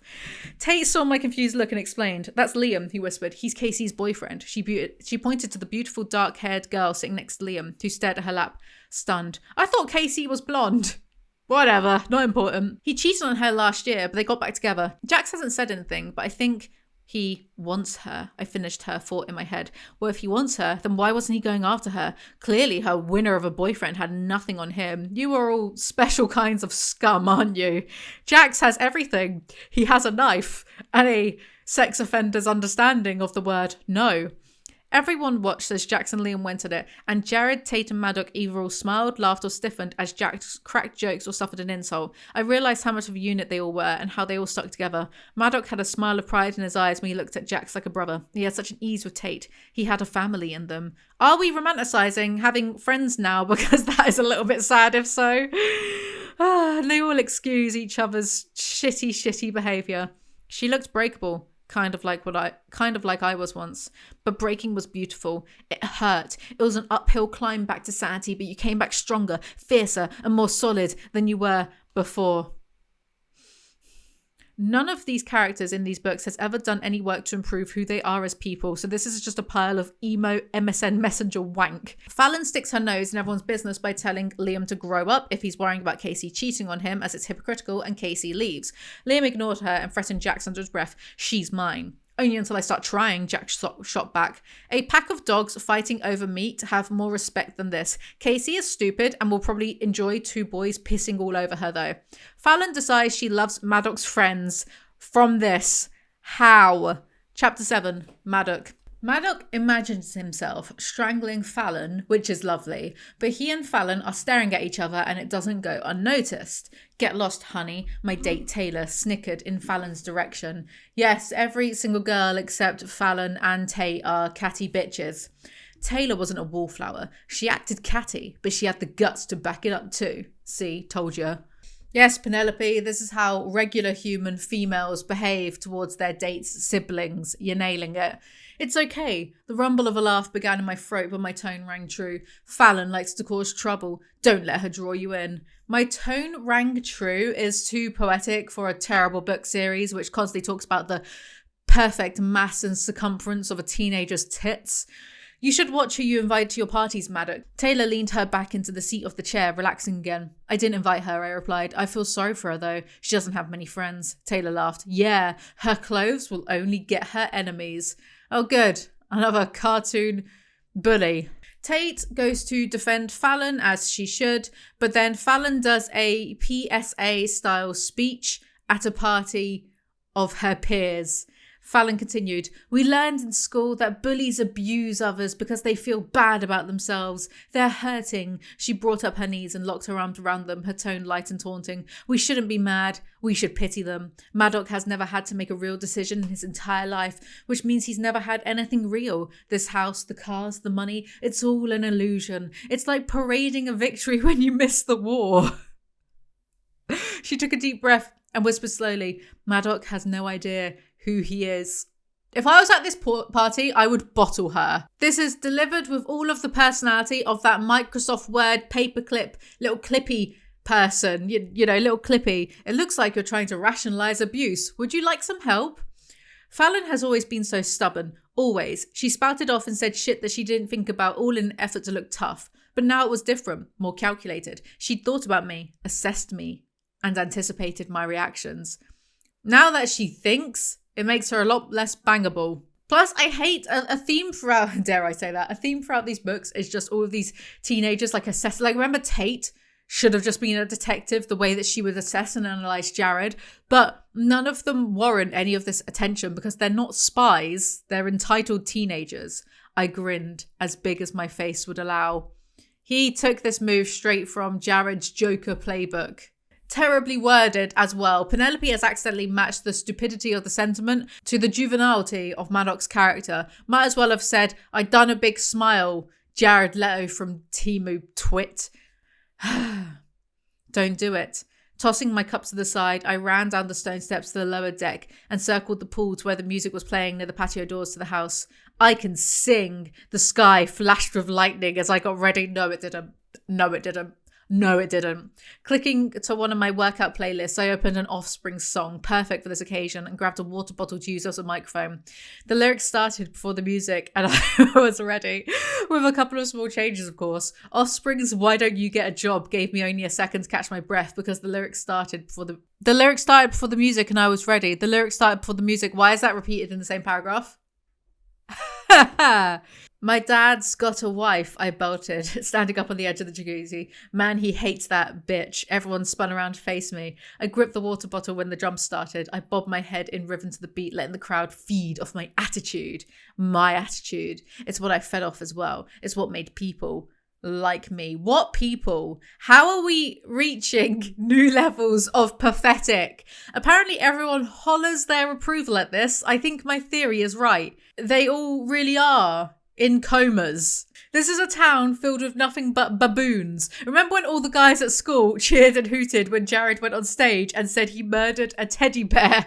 Absolute coma dream nonsense. A hand wrapped around my wrist, yanking me off the ledge. What the hell's the matter with you? Jared said. I couldn't keep my amusement in check. Everyone was dancing and belting out the lyrics, clearly drunker than I was. I snorted. Wait, I held up a hand. You're going to give me tips on how to treat a woman? I actually forgot who was talking. I thought it was Fallon. Whoops. You're going to give me tips on how to treat a woman? Wait while I take notes. She's your family, dickhead, and she just ran out of here in embarrassment. Okay, so Jared had a complete personality transplant and now gets to be a defender of women for reasons. And I'm sure Fallon left because she couldn't handle the cringe. I could hardly handle reading this part myself. I had to skim through it so my heart didn't give up and die. I didn't know where he got off being so self-righteous. How many times had he tormented Tate? And now he was pulling the reins on me. I think the characters are truly becoming self-aware in a bid to escape from Penelope's terribly inconsistent writing. That would make a good story, actually. Better than whatever this is. Fallon stole Madoc's car to get away, so Madoc steals Jax's car to chase her, and still nary a parent or adult in sight. Chapter 8. Fallon. Fallon is looking around for somewhere to go whilst driving Madoc's car. When the prince found out it was going to take them a week to unbunch the panties up his ass, guys didn't like their cars messed with. Respectfully, I'm not sure anyone is down with their car being stolen. It's not an emotion isolated to just Madoc and men. I already had what I needed on my mum and Mr. Carruthers. I just needed Madoc. So she's clearly planning something, but I'm not that invested, and I shouldn't be expected to be. The audacity of Penelope to expect us to engage at this point is frankly staggering, nay, insulting. Also, I've decided, I know, what am I going to say now? Something ludicrous. I kind of want to start a blog because I would like to do writing stuff and like get paid a little bit of it. But I don't feel that anyone would pay me to write for them because I don't feel that I'm employable by anyone. I feel like everyone hates me. Probably well deserved. Like, I always read Screen Rant articles about, well, I get a lot for like Gilmore Girls and stuff, you know? And I just feel like I could be writing those types of articles because I have a lot of thoughts and feelings about everything that I watch. I like to be very opinionated about the media I consume. Sue me. So I'm kind of thinking, do I just start a blog Because apparently people still do that. I Googled last night and checked. It's a healthy amount of page numbers that get read every single month. Should I write a blog about my thoughts on TV shows and movies and whatever? Like severance theories or why Christopher Hayden from Gilmore Girls is a piece of shit. You know, because I could turn these into YouTube videos, but then no one really watches my media review YouTube videos much. So should I just like start a blog and start writing things? And to piggyback off of that idea, I do kind of want to start a satire news website. Me and my friend briefly ran one when we were in our early 20s, and we had like some hits, but then we were super broke and couldn't keep up with even website payments, so we just decided to delete the whole thing and it's gone forever. I would like to have a satire news site under my brand. Maybe it'll make me feel more validated in a sense, but I wouldn't want to have to write all the articles myself. I'd like to get contributions because like you're someone, I was about to say an adult, you're a person watching this video, right? So I assume you're interested in literature in some way. And I assume statistically some of you are writers. And out of those writers, I assume there's a smaller group of people who are funny writers. And I know some of you are funny because I read the comments sometimes. So I'm just wondering, is this something that I should do? And then I could get contributions from the audience. And then, but this is the thing. It's hard to get contributions from people if there's no money in it, which there, to begin with, there would be absolutely no money in it. So then that's difficult as well, because usually people need to be financially motivated to do things. But I wouldn't make any money from it either. And as soon as I did, I would start paying people for articles. So it's just like a quagmire of what ifs. And how should I go about this? I'll just say the idea now and see what any of you in the comment section think about A, me doing a blog for like, you know, yapping about media or Gilmore Girls, whatever. And B, I recently rewatched Gilmore Girls. That's why it's fresh in my mind. And B, doing a satire news site. And if people want to contribute, that's great. And then hopefully once it starts making money, people can then be paid like X amount for X amount of words or whatever, you know? Let me know what you guys think about that. I would love to hear your opinions. She goes into an empty park where there's a skating area. Overhead lighting was usually available when events were going on in the park, but tonight everything was eerily dark. I left the car running and the headlights on to illuminate the area. How convenient. Perfect for when Madoc inevitably finds you. She leaves the car, running and all, so I assume she's left the keys in ignition for this to work, to go into one of the skating bowls. Not that smart, is she? Couldn't have just turned the car off, taken the keys with her and used her phone light instead. No? Logic? Screw me? Within a page, Madoc appears, fuming, so she internally goes on about how he almost destroyed her once, very dark, much damage, and then he was still dressed in only his board shorts and flip-flops, no shirt. I guess he would have left the house in a hurry if he was coming after me. He changed so much in the years I'd been gone. Now his shoulders and arms were works of art. Madoc had always liked to work out, and it paid off. He was built like a quarterback. You deserve a shallow life of mediocrity and unfulfilling sex. Madoc was hot. He knew it, and he knew everyone else knew it. But what was underneath the blonde hair, boyish blue eyes, and smooth-toned body was bad. He was bad. And someday his looks would fade, and whoever he ended up with would have someone just bad. I had to remind myself of that. There was nothing in him that I should want. I'm sure this miraculously changes by the end. Well, we'll be told he's changed, but it won't be shown because Penelope only has a theoretical understanding of something like that. They asked me how well I understood theoretical physics. I said I had a theoretical degree in physics. They said, welcome aboard. It's like a country she's heard of, but to which she's never been. It's like when medieval painters tried to paint animals like elephants from description only. He gets in her face and bellows at her. Again, is this what this is about, he asked. Us screwing 2 years ago? Screwing, I averted my eyes. Oh, don't get precious on me now. What kind of rebel are you? Madoc goes, where I was 16 and a virgin and didn't pressure you, and you told our parents I did. And she's like, OMG, what? And she realizes the parents lied to him, and what Madoc thinks is that she ran away from him. But it didn't have to change things. If our parents lied to both of us, then I was still putting them under the knife. Maybe Madoc wasn't as malicious as I'd originally thought, but he still wasn't innocent. He still treated me like a whore and never came for me. Never called. What in the boring melodrama is this now? Also never came for me. No one came during any of this, certainly. Get out of my way, I brushed past him, climbing back up the incline. But before I reached the car, Madoc grabbed the inside of my elbow and whipped me back round. No, you don't get to leave until I get an explanation. Oh good, manhandling. I was wondering when you'd show up. So she makes fun of his penis size and then he pushes her into the car door and we get a flashback. Tell me you hated it, he challenged, lips brushing hot on my ear. I want to hear you say it. He kisses me. His mouth is wet and all over me. I can smell cigarettes everywhere now. Cigarettes. Madoc, the human ashtray. You ready to go upstairs? He asks. I want to see how bad you really are. I shake my head. No, I want to go back outside to the party. Why did I let him kiss me? I dart to his left, but he shoves his body into mine, cutting me off. But you got me all turned on. Come on, let's go have some fun. He reaches up and runs a thumb over my breast. My eyes widen, my fists clench, about to hit him. Get away from her. I hear Madoc... For God's sake, I hear Madoc's voice from behind the guy looming over me. Get your own, Madoc. That's my sister. His voice is sharp. Get away from her or get out of my house, Nate. Nate backs off of me. Fine. Didn't know she was your sister, man. Sorry. He leaves, but I still feel ashamed. Why, when I read this initially, did this make me laugh? Nate, cartoon villain rapist extraordinaire, is back with a vengeance. Except not really, as he visibly wilts and mooches off because you can't rape someone if they're related to a guy, you know. That's just not on.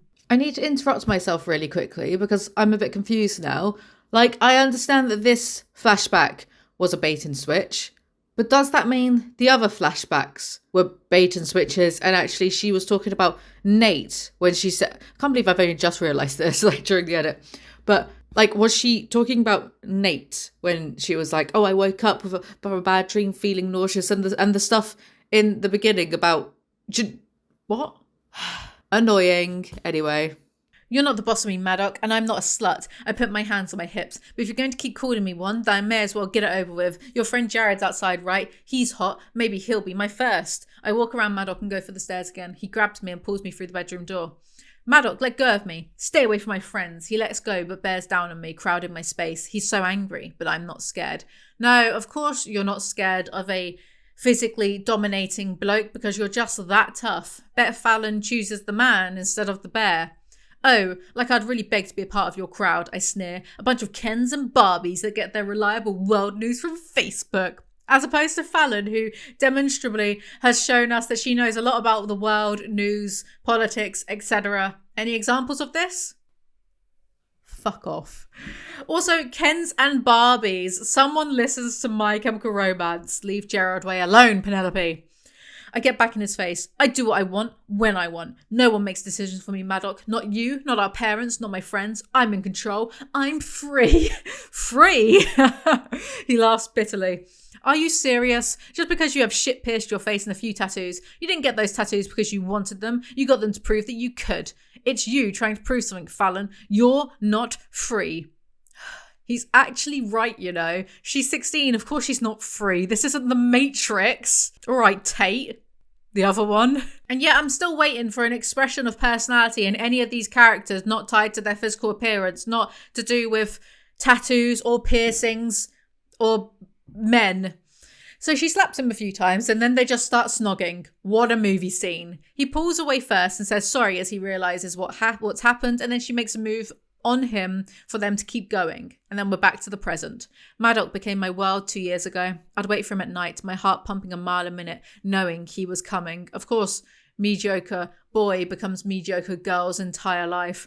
I pushed back against his long body, the wet heat between my legs nearly making me groan. Penelope has been reading fan fiction, I see. Just a grown woman writing about the graphic arousal of a teen. His lips were on my neck. Fuck the past, he breathed. I want to hear that you missed it. This is the closest thing we are going to get to someone asking for their consent in this series. It's also needy, pathetic, cringe. Rich boy needs affirmation. How about no? Chapter 9, Madoc. It's just him frantically gobbling at her neck for a bit, like a turkey, before they make out. Her face was wet, and she blinked away the rain on her eyelashes, looking so desperate I wanted to tear her apart all night long. Romance book or horror novel? Anyway, then there's graphic foreplay stuff about these two just legal 18-year-olds. Yeah, Penelope, keep telling me about this 18-year-old's Penis, please. Water droplets cascaded down her long, slender back and over her rounded ass to her thighs. Her breasts were bigger than I remembered. I am in tears. Well, I was in tears. Now I'm just numb. But there was no time. My bits were like a steel rod right now. Spread your legs, I said in a husky voice, a smile tugging at my lips. Her breath caught, and I watched her breasts rise and fall with excitement or nervousness. Her jaw hardened as she met my challenge. Leaning back onto her hands, she opened her legs wide, exposing what I wanted. Damn this girl. I need everyone to imagine Penelope's face as they write this. Standing between her legs, I gently pushed her back onto the hood slowly, keeping in time with AWOL Nation's sail streaming from the car stereo. It's like that Reddit post of that guy having sex to that Seabat song because the beat helped him keep in time. Also, I gently pushed her back onto the hood slowly. Do you know how to string a sentence together, dude? Then there's more graphic foreplay stuff between the two teenagers. That beautiful girl hated me, and I hated her. But god damn it, I loved how we hated because it was raw and real. It didn't make any sense, but yeah, it was real. Well, I'm glad you know it doesn't make any sense. Also, stop trying to philosophize, you emotionally stunted little gremlin. Take your sister wife underground and leave us alone. Also, she is still your stepsister. So the step-siblings then have sex. Her breasts bounced back and forth as I moved in and out of her harder and harder. Again, still about teenagers, and is it even sex if you can't picture boobs bouncing around like a cartoon? I stood up straight, pulled her back down to the edge of the hood, and hooked the back of her knees over my arms. Tell me you missed this. She blinked and swallowed. Yes, she nodded, her whisper coming out shaky. I missed it. Me too. I entered her again and pounded into her like there was no tomorrow. At least it's more adventurous than anything Vanilla Jared did. The fire in my pee-pee. You might want to get that checked out. He pulls out and finishes over her because they didn't use a condom. This seems a lot more graphic than the first two books. Our parents? She was bringing them up now. Never said what. I kept my chin to her chest but looked up at her. They lied to you. She stroked my hair and looked to the sky. I never complained about what we were doing, Madoc. They just found out and shipped me off. Romeo and Juliet, now with more incest. Plus another book, based entirely off an easily resolved miscommunication. Chapter 10, Fallon. In my post-orgasmic bliss, I wanted to protect his heart. I wanted to keep the memory safe. I wanted to believe that he never used me. Damn that oxytocin, huh? Madoc and I were crazy at 16. Way too young to be doing what we were doing, but we were learning together. Laughs in English. But also, you're both too related by law to be doing what you're doing. Now, he was a man. Name a single adult trait in this pea stain masquerading as a man. Having sex does not count, nor does the ability to drive. Teenagers and monkeys have sex. Also, see driving. Oh, he does have a penis piercing. This makes him really cool, I guess. He backed up. I could feel his eyes on me. I knelt down and retrieved my soaked clothes, then turned away, using my tank top to clean off my stomach. I actually did hope that this would be stated and not that she would put on a top and walk around the rest of the night with a sticky stomach. It's the little things, like Madoc's penis. They go home. I sucked in a breath. Shit, I slept with Madoc. That's okay. It was part of the plan. But you liked it. No, I loved it. That's okay. You hadn't had sex in 2 years. You were horny. She lied about sleeping with other guys. She stayed pure for Madoc whilst he slept with a new girl every weekend. Get bent. The first year I'd spent away was too confusing, too numb to make sense out of everything that had happened, much less get my ducks in a row. But for the past year, all I'd fantasized about was seeking my revenge and seeing them hurt. Each one of them, seeing their worlds turned upside down like mine had been. A, hate the expression ducks in a row, don't ask me why. B, she spent all year concocting an amazing plan of revenge just because she got shipped off to a private school. Rich people. This was a game to Madoc, but it was a war to me. Dramatic. I heard a vacuum cleaner's vroom somewhere. Grow up, Penelope. Madoc's bedroom had a bathroom, not mine. I didn't rate high enough. Oh my god, your bedroom doesn't have a bathroom? Damn, sorry, Fallon. I didn't realize your life was so hard like that. I take everything back. I guess you'll just have to shit in the fourth guest bathroom like an animal or a European. Even worse. Then Madoc appears and throws her over his shoulder, takes her to the bathroom and starts making out. He'd walked me to my room last night, ordering me to lock my door. Apparently he didn't always know everyone who partied at his house, and he wasn't sure of all the people who were passed out around the place. I'd only seen 3 bodies when I walked through the house, but there could have been more. You were trying to protect me from rapists, I point out. biting my lip to keep myself from giggling. Yeah, slick move that was. He smiled down at me, jabbing me continually in the stomach. I couldn't get at you either. Wow, Penelope, that's so funny that potential rapists were in the house. I am giggling too. Madoc, no, I commanded pathetically, folding my arms over my chest. I'm sore from last night. He pinched his eyebrows together and arched a lip. Sore? From me? That is awesome. Probably from all the piercings weighing his penis down, like when Steve-O covered his dick in bees in Jackass. Also, I commanded pathetically. This writing is several tiers below fanfic writing. Anyway, they can't have PIV sex, so Madoc loses interest and leaves. After I dressed in some short white shorts and a Hurley t-shirt, he told me to march my ass back into my room and change. After flipping him off and pouring myself some cereal, he explained that we were going to the lake with his friends and I needed to get in a swimsuit. When I told him to go screw himself, that he didn't make decisions for me, he'd walked around the counter where I stood eating and stuck his hand down the back of my shorts, continued to smile and talk to Addie, with her none the wiser. With my heart missing every other beat and sweat breaking across my forehead, I'd relented, realizing he wouldn't stop harassing me until I said, yes, Christian Grey has more manners than this. Also, so you can parrot assembly PSAs about bullying verbatim when need be, but then state he wouldn't stop harassing me until I said yes without even thinking about it. Holy selective morality, Batman. But I guess giving in to relentless harassment is fine here because she wanted it.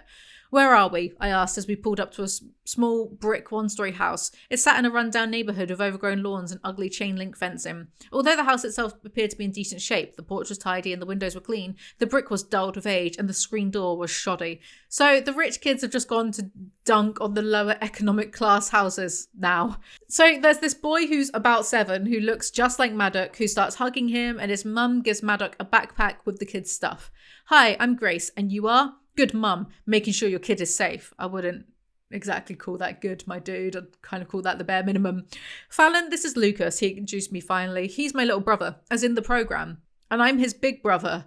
Are you going to explain for a non-US reader what on earth the program is? Or shall I save Penelope the trouble and just go screw myself instead? If it's a program where, people go to be big brothers to children, then no, you are absolutely not. You are not about to suggest to me that this walking rash of chlamydia and new metal is allowed near children to mentor them. No. What? He placed his hand on his chest, appearing hurt. I'm awesome with kids. I'll be a great dad someday. Tell her, Lucas. Lucas looked up to me and didn't even blink. He taught me how to tell when a woman is wearing a thong. I burst out laughing, putting my hand over my mouth. Madoc pulled the kid in by the neck when we walked to the car. I told you, women are the enemy. They don't understand skills like that. Gotta start the kids off in the red pill manosphere early. Chapter 11. Madoc. Will Jared and Tate be there? Lucas piped up from the backseat.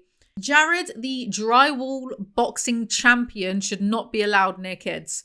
Was it so unusual that I would spend time with a kid that didn't have a dad? Well, seeing as you literally are Draco Malfoy, yes, it is unusual. Almost like it's entirely plot-driven to make you seem more sympathetic or likable or, gasp, misunderstood. Starting the countdown to when Lucas objectifies Tate. Hold on, I'm going to take in a deep breath and hold it. She sat there staring out the window, completely weirded out by the situation. Or maybe it was facing what we'd done last night in the light of day. She used to have a thing about the dark. Being alone in her room, no light. It was as if what we were doing wasn't real to her. While she always fully participated, things changed in the daylight. She'd act like nothing happened. She'd go back to not making eye contact. She'd barely even say my name. I caught on to how she worked pretty quickly and rolled with it. There is something so creepy about this. Okay. It's like, so she would do this trauma response thing, but I learned to ignore it. You know, bitches cry. Big deal. This girl hiding in the darkness of her room before Nosferatu here comes lurking through the shadows. Imagine being so repulsive people have to actively disassociate whilst you frantically rut against them like a dog on a trouser leg. Hey, I was 16 and had a hell of a sex life. No, you didn't. I knew that it was safe to go to Fallon's room. I was happy and alive when I was with her. I hadn't felt like that for a long time. What problems are you pretending to have now in an attempt to seem more interesting? Also, safe from what, Madoc? You can't molest yourself. When Fallon left, I crumbled, like Jared when Tate left for France. Penelope knows that they've rewritten Bully yet again, and they know they are laughing in your face, laughing at all of the money rolling in. Her mum had told me that she and my dad found out what was happening because Fallon ratted us out. Patricia said that Fallon felt uncomfortable and pressured by me. All the confidence I'd built was ripped apart. Penelope, you cannot pretend Madoc doesn't have confidence. He's shagging a new girl every weekend. He told Casey to her face he was picturing her naked. Maybe confidence isn't the right word. She and I might have lived in the same house, but we had never seen each other as step-siblings. Yeah, the only time I ever saw her were when she was stuck in the washing machine or hiding in the darkness of her room. But I found her. I always found her. Every girl paled in comparison. The only time I'd felt right was when I'd been with Fallon. And then last night she tells me that she never lied to the parents, never told them anything. I was overjoyed and pissed off at the same time. My heart pumped fire again, knowing she wanted me. But I'd spent the whole night thinking about all the time we lost, what they took from us, and I wanted shit to hit the fan. Is this a retcon? Is Penelope trying to make him sound romantic now? Because this certainly explains why he was treating her like shit this whole time. Wait, no. Hold on. Tate, stop. I jerked my head out of the trunk, hearing Jared's voice. Tate, he stomped after his pissed off girlfriend. Great. I started to think my best friends looked for reasons to fight. Seriously, it always ended up in makeup sex after all. I don't think they are that capable of thinking that far ahead. Leave me alone. I mean it, Jared, she yelled over her shoulder, and I stood shocked and pretty darn amused when she took off her black flip-flop and threw it at him. I love that Penelope tells us Tate wears a black flip-flops, lest we forget for a second these teens are whiny emos. If the flip-flop was made of recycled bat skin, I might respect her, but alas. I was going to tell you, he barked, but you're overreacting as usual. She throws her other shoe at him for this, and fair enough. Fair enough. Throw something heavier next time. I loved Lucas, but I wish I'd known that Fallon was coming back. I'd have preferred to have her alone right now, to fight, to torment, to whatever. Hell, I'd pick a damn fight if it meant getting her naked again. At least until I got her out of my system. Yeah, I definitely would not trust Madoc to take care of a 7-year-old. There's that, do you remember when J.K. Rowling finished Harry Potter and then she did... What was it called? It was her first post-Harry Potter book. The Casual Vacancy, that was it. And didn't she write it under a different name because she wanted to see if... Did she? I thought she wrote it under a different name. Regardless, it was called The Casual Vacancy, and if you've not read it, I assume a lot of people won't now because they don't support J.K. Rowling. Fair enough, right? Good reason to not. So, I'll just spoil it. There's a bit... So I remember reading it when it first came out. There's a bit at the end where these two teens, one of them wants to get pregnant because her... well, it's about... Shit, it's been a long time since I read it. It's about class... as in the class system in the UK, and how she's not going to get out of... She doesn't want to be around her mum's drug-dealing boyfriend or her mum's drugs anymore. She wants to get them out of it, and she thinks that if she gets pregnant, she'll be able to be put on like a social housing list and get away from all of it. So she and this boy go off to have sex in the bushes, but she was looking after her little brother, and then her little brother wanders off, falls into, I think, a river and drowns and dies. I can imagine Madoc and Fallon doing that, looking after Lucas. Anyway, all this stuff about picking a fight with her, hasn't he just told us that she meant everything to him? It doesn't make sense. They are at the beach, by the way. Wait, aren't you going to make him wear a life jacket? Fallon asked as she stopped to pull off her shirt. I smiled, knowing exactly where she was coming from. There was always a pang of fear, watching him go and do things that could hurt him. Lakes were dangerous. Oh, they're a lake. Never mind. And I had tried making him wear a life jacket the first time we came here last summer. Yep, I tried the first time, never tried again. He fought me on it. And I soon found out that he knew what he was doing. I pulled off my shirt. His father was in the Coast Guard when they lived in Washington, and he made sure that Lucas knew how to swim. After he died, his mother brought them both back here to be near family. But he doesn't really have a lot of men in his life, or chances to keep practicing. Is Lucas actually Is Lucas related to Madoc? Because I thought that's what he looked like Madoc meant, and Madoc's dad likes to shag about. I guess he's not. Anyway, but he doesn't really have a lot of men in his life or chances to keep practicing. He loves it. I try to bring him here as much as possible during the warmer months. He's still 7. At least give him a floaty noodle. Trudging through the chilly water, I walked forward as it covered my feet, and then my calves, and my thighs, and then my stomach. What an interesting blow-by-blow account.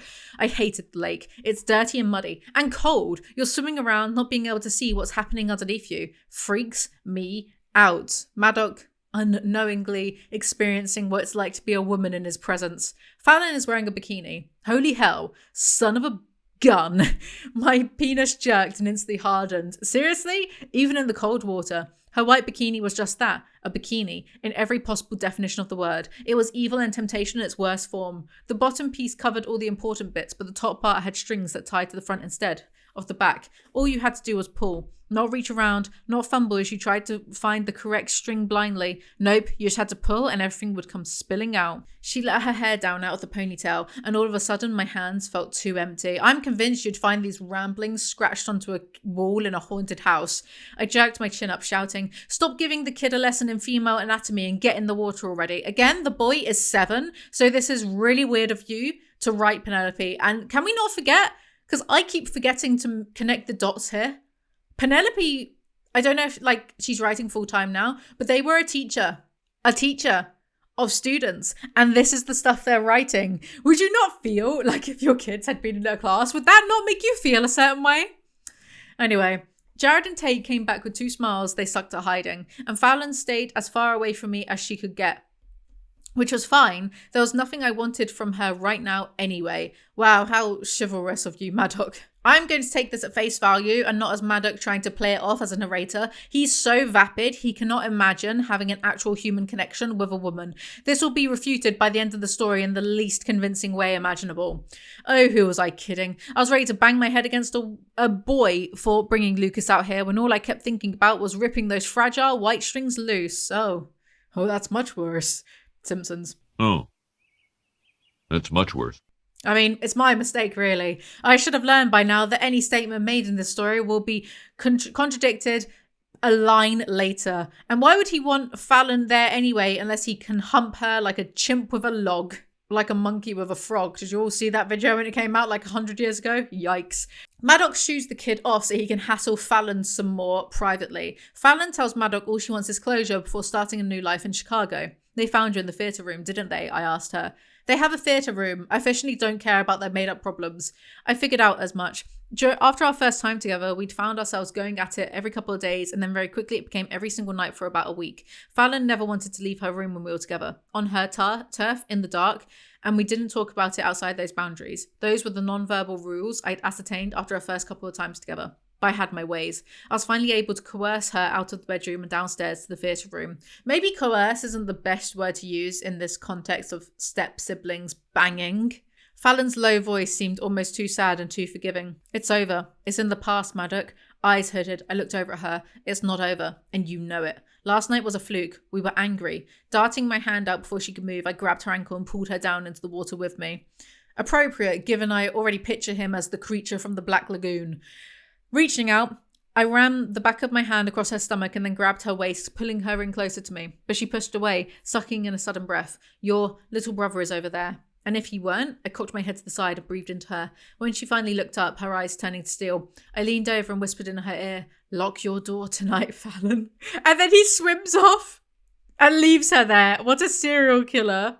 Chapter 12, Fallon. Enough was enough. I couldn't let him continue to affect me so much. True, Madoc had grown up. No buts about it. He was smart, fun, and more good-looking than ever. He seemed to care about his friends, and someday he might even make a good husband and father. Where the hell did you get any of that from? Surely not from the source material itself. There isn't any evidence of any of these claims. He has the emotional intelligence of an amphetamine-riddled toddler, but sure, fatherhood will iron all of that out. I just wasn't the right girl for him. Considering your parents are still married, then yeah.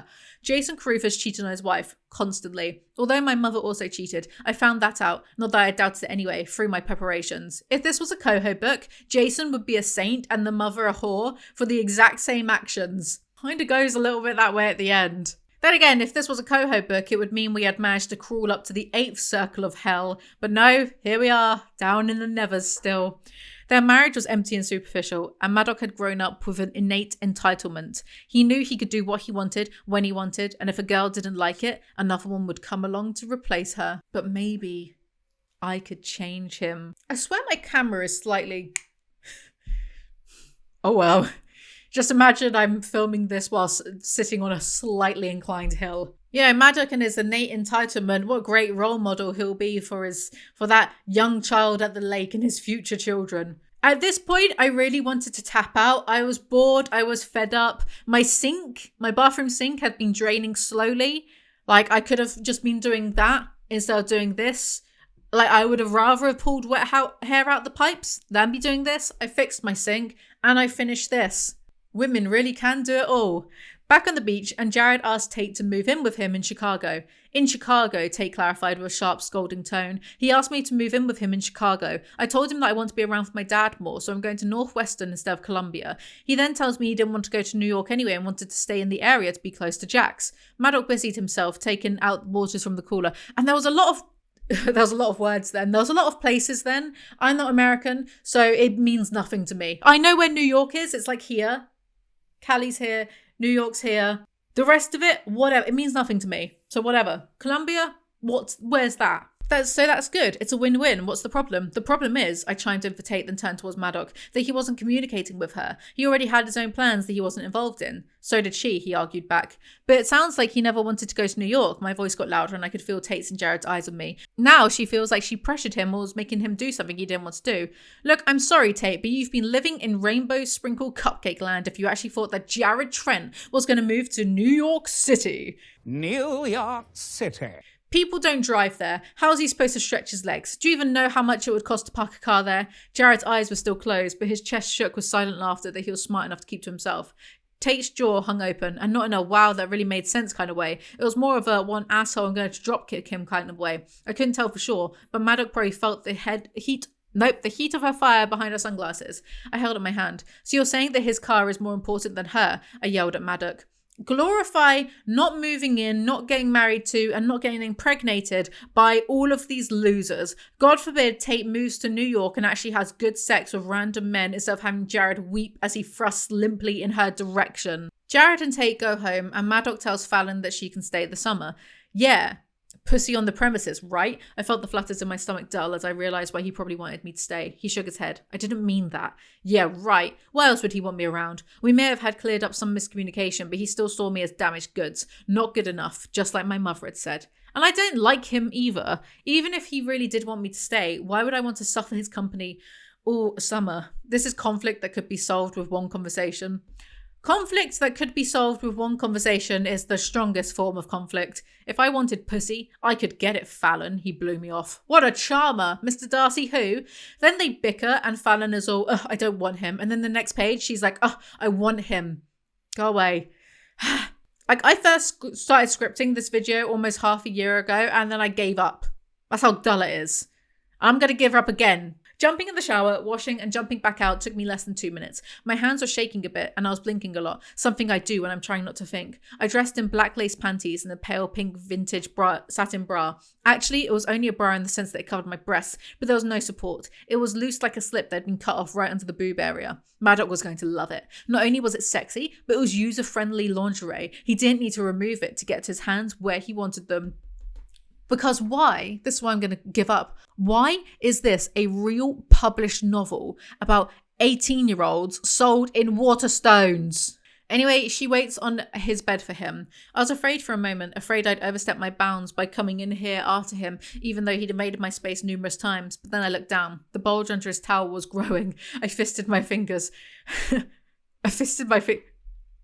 Whatever. And I tried not to feel pride, but it was impossible. I'm going to bang my head against the keyboard. I hadn't really thought about it until the moment I asked the question, but it was true. Madoc slept with other girls in this bed, in this room, probably, but never me. Is that what you want? His voice, sultry and sexy, played with me, but I faltered. Did I want that? You didn't love girls in this bed, I assumed. You shagged them. They were in, and then they were out, only to be replaced with another one. I could talk myself up one hill to find that I was still at the foot of a mountain. I did not want to be used, forgotten and nameless. He was right. What the hell am I doing? I looked everywhere but his eyes, not sure where the answers were or even what the hell my questions were anymore. Madoc and I could scrutinize, and I could walk out of here instead of being kicked out. But what would Madoc have really lost? Nothing. Having sex with him and then taking it away didn't hurt him at all. This is not conflict. Then Fallon leaves, crying, and locks herself in her room. Fallon! Madoc knocked on the door, and I stopped typing. Just leave me alone, I ordered, talking to the closed door. No. Excuse me? I raised my voice to respond to him. You told me to lock the door to keep you out, dickhead. That's what I'm doing. I came up with that line when I was 16 and had toothpick for arms. His muffled voice got louder. I have muscles now, he continued, and this door is going to be firewood. I know, interactive cinema. In 5 seconds if you don't open up. Okay, rapist. I love how every male love interest has to be morphed into an Adonis just in order to perform their function. Fallon lets him in so he doesn't start destroying things, and he's all, ugh, what's wrong with you? As if it's not obvious. I could ask you about other guys, but I don't. His expression was angry. You want to know why? Because I would care. Do you really want to know how many girls I've had in my bed? How many girls I've slept with? She was a virgin though, wasn't she? It's not the same as your disposable attitude to your allegedly revolving door of women, which I don't believe is rooted in reality and sounds like something Jay from In-Betweeners or Bonnie Blue would make up. Anyway, then he gets her to sit on his lap in front of her mirror, and I wanted to die reading this. I truly did. If I had had a heart attack right that second that I was reading this, it would be proof that God exists and he is merciful. What do you want? I snarled, inching my ass up his body because straddling his thigh was, yeah. Like, what is that sentence? Penelope can't even be bothered to finish their sentences properly, so why should I be bothered to read? Look, he tips his chin up. Look in the mirror. What do you see? What do you mean? What the hell? Open your eyes, he barked. And all of the hairs on my body shot up. Shit. Yeah, you could never tell when Madoc was going to go from easy to scary, but it was always sudden. Reaching around, he twisted my chin towards the mirror and I sucked in a breath. What do you see?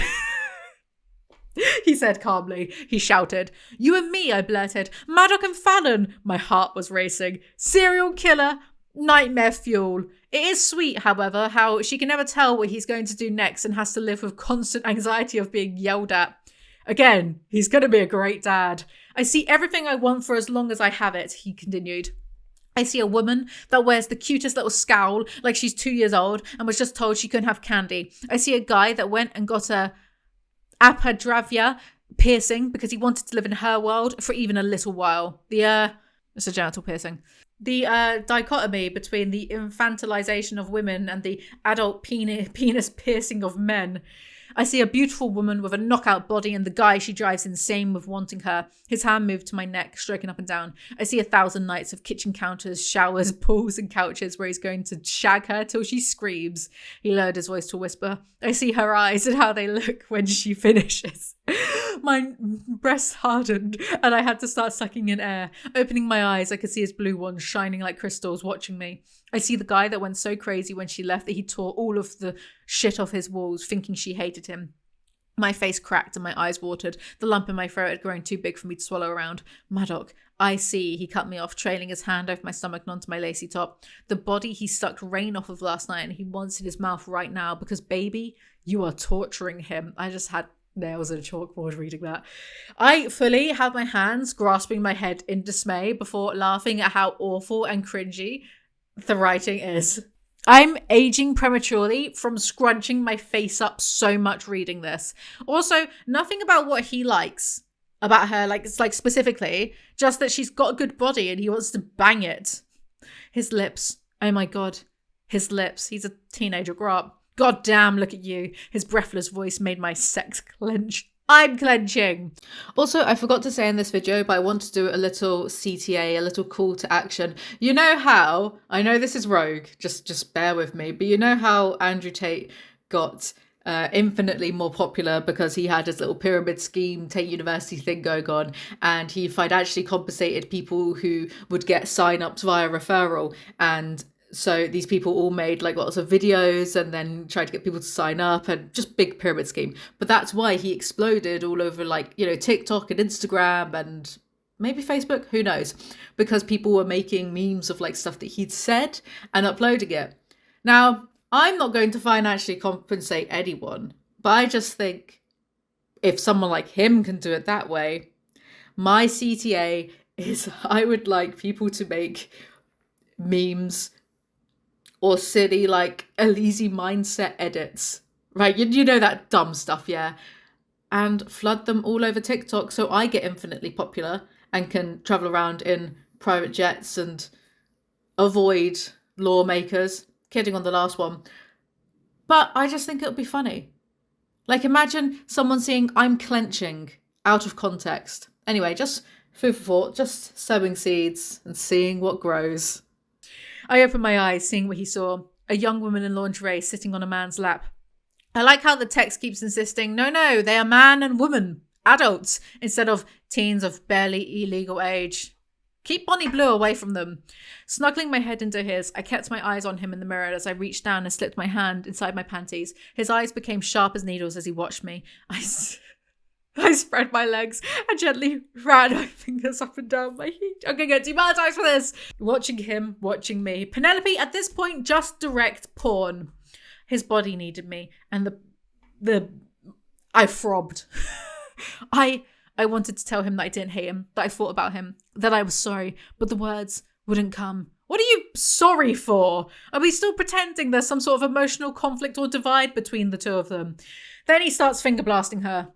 My hips rocked into his hand, and for the first time in 2 years, I wanted things. I wanted this. I wanted him. I wanted it all again. But I knew I couldn't have it. I knew that this was it for us. This was the last time he'd make love to me. The last time I'd kiss him. The last time he'd want me. And I wanted to bury my face in my hands and scream that I didn't have to do this, that I didn't have to walk away. But there was just too much between us to get past. Then she has a random morose fit. Also, is the too much to get past the fact that you're legally related? Like, what is it? What's going on? Anyway, they're doing it reverse cowgirl in a chair in front of a mirror, a move far too sophisticated for Jared and Fallon, I fear. I'm going to scream. I'm going to roundhouse kick myself in the face to knock the following information out of my head. And back down, taking him in, amazed at how his lids would close with the sensation. I'd never done this before. I was never on top, and he felt so good like this. I mean, he always felt good. But the angle of him in the chair got him so deep. I could feel him rubbing the walls of my womb. My breath caught in my throat as he wrapped his arms around my waist and shot up, guiding my legs around his body. I guess it wasn't reverse cowgirl after all, just plain old regular cowgirl. Penelope, I'm disappointed. Anyway, they bang against the mirror and Fallon realizes she's the one in control because Madoc is desperate to have her. Anyway, they finish or whatever, I don't care. Chapter 13. Flashback to Fallon's mum pushing her into a car because Fallon is pregnant with Madoc's child. Why do you want it so much? She snarls. My heart still beats fast, but I keep my temper in check. Because it's mine. It's Madoc's and mine. I need to talk to him. He's already moved on to someone else. She takes her phone out and shows me the screen. My stomach hollows at the sight and I cringe at the pain of trying to hold back the tears. Chill out, mum. It's just a Facebook photo of his arms around some girl at a party, but it's still a weird thing for the mum to do. She throws a hand in the air. Well, congratulations and welcome to the land of every female is an idiot, she shouts. We've all been here at least once. He smiled at me. He really loves me. He opened the door for me. He really loves me. She looks straight at me. Let me tell you what I've learned about women and men. Women overanalyze everything and men only think about themselves. Madoc never went public with you. He doesn't want you. Okay, yikes. Chill out a bit, lady. Like, calm down. Also, I'm really trying to angle for that audible job, voiceover artist, as if I could be a voiceover artist. Maybe I could. Should I get some lessons? I've been threatening for like ages to take acting lessons. I don't have any money. I can't live out any of my dreams. I just sit here writing erotica, hoping people will read it, hoping that one day, enough people will buy my erotica that then I can fund many things like documentaries and acting lessons, and maybe I could be a voice actor if I just everything boils down to money. It's so annoying.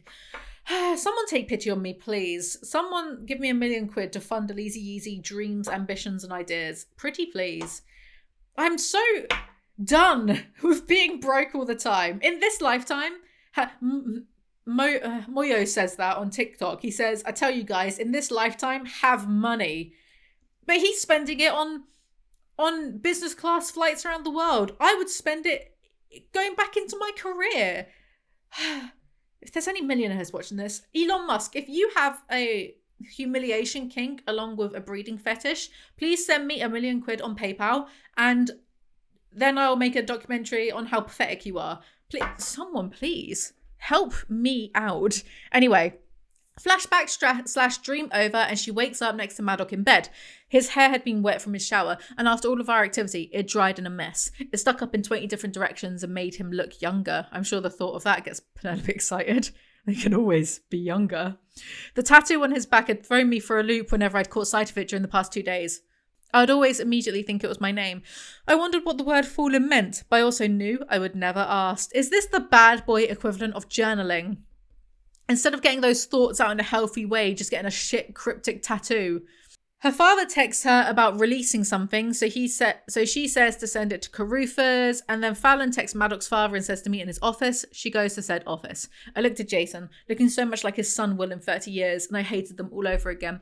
I'm just kind of imagining Logan Huntsberger and his father, with his short cropped blonde hair, styled better than most guys 20 years younger than him, a crisp black suit. Mr. Caruthers was still a good looking man. No wonder my mum jumped on him even before she was divorced from her last husband. He was rich, handsome and influential. The perfect package to a gold digger. Do you know who actually cares about gold diggers? Mean women and men with no gold to dig. Do you know who actually doesn't care? Wealthy guys. I was going to leak... they're fully, wealthy old men are so aware that the 20-year-olds aren't hanging around with them for their winning personalities. Do you think they give a fuck? No! Because they're banging, 20-year-olds. I was going to leak what you saw in the email, paying off judges. One judge, he chimed in. And the affair that you've had going on for quite some time with Mrs. Trent. I continued. You've been carrying on with her through 2 marriages, called it 1 billion years ago. Yes, that's right. There was a plot going on between fretting about the heavy petting and underwear descriptions. Fallon says she hasn't leaked it yet. Thank you. He looked honestly relieved. And screw him. The "and screw him" is kind of weird and misplaced. Fallon wants Jason to divorce her mother and wants one of her father's associates to get parole approved. I've no idea where that came from, and I really don't think it's mentioned ever again. This was never about me, Jason, but you made it about me, didn't you? That's why you freaked out when you caught Madoc and me together. You knew who my father was and what my mother was like by then, and you assumed the worst about me. You didn't want your only son playing in the dirt. He pinched the bridge of his nose. Fallon, you were only kids. It was too much too fast. I always liked you. I don't like you, I shot back. The guilt, the sadness, the abandonment by adults that were supposed to stand by me at the very least, and everything that happened afterward was stuff I should never have gone through, especially alone. He narrowed his eyes in confusion. What stuff afterward? I lost my scowl. Didn't he know? Of course. Why would I have thought that my mother would have told him? I shook my head, ignoring his question. Who cared? It was not like he would have protected me anyway. Right, except for the bit where he's clearly trying to be nice to her, but that clearly wouldn't fit in with the woe is me act. And remember, never ever address a point of conflict, only deflect and continue to spiral. Those are the pictures I have of Catherine Trent. I kept nothing digital. He blinked. You're just letting me have them now? That's not how blackmail works. This isn't blackmail, I sneered. I'm not like you. But I know a lot of bad people. And that's why I know you'll do what I'm asking. If you keep your word, I'll say nothing.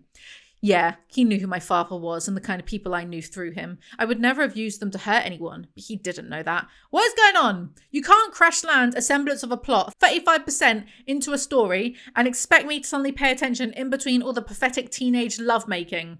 Was it so bad? His eyes narrowed, studying me. Being separated from him. I mean, after all this time, can't you see that it was for the best? Did it really hurt so much? Hurt. My jaw tightened and my eyes burned. Did he ever love anything enough to be hurt? My voice was almost a whisper. I thought it did. At first. It hurt when I was ripped away from him without a goodbye. It hurt that I couldn't see or talk to him. It hurt. Oh my God. Ugh. It hurt when my mother didn't call me or invite me home for the holidays. And it hurt when I snuck back here after a few months and found Madoc with someone else. I straightened my shoulders and looked him dead in the eyes. But what really hurt was being forced by my mother into that clinic, into that room, and being all alone while that machine stole his baby out of my body. His eyes widened, and I knew without a doubt that he hadn't known. I nodded, my voice raspy. Yeah, that's the part that really sucked. Sorry, I'm not laughing at that. I'm laughing at me. I turned, walked out, and tried not to think about the heartbroken look on Jason Caruthers' face before he buried it in his hands. Pro-lifers, look away now. Ignore the next 10 seconds. But oh my God, I don't care about the fictional baby between you and your teenage stepbrother being aborted. I don't care. In fact, pro-lifers, it literally didn't happen, so you shouldn't care either. Chapter 14, Madoc. Penelope Douglas wrote some writing advice on Goodreads, and one of them was, if you want to be a writer, then delete any bad review you've ever written of any book to show solidarity. How about no? How pathetic is that? How insecure is that?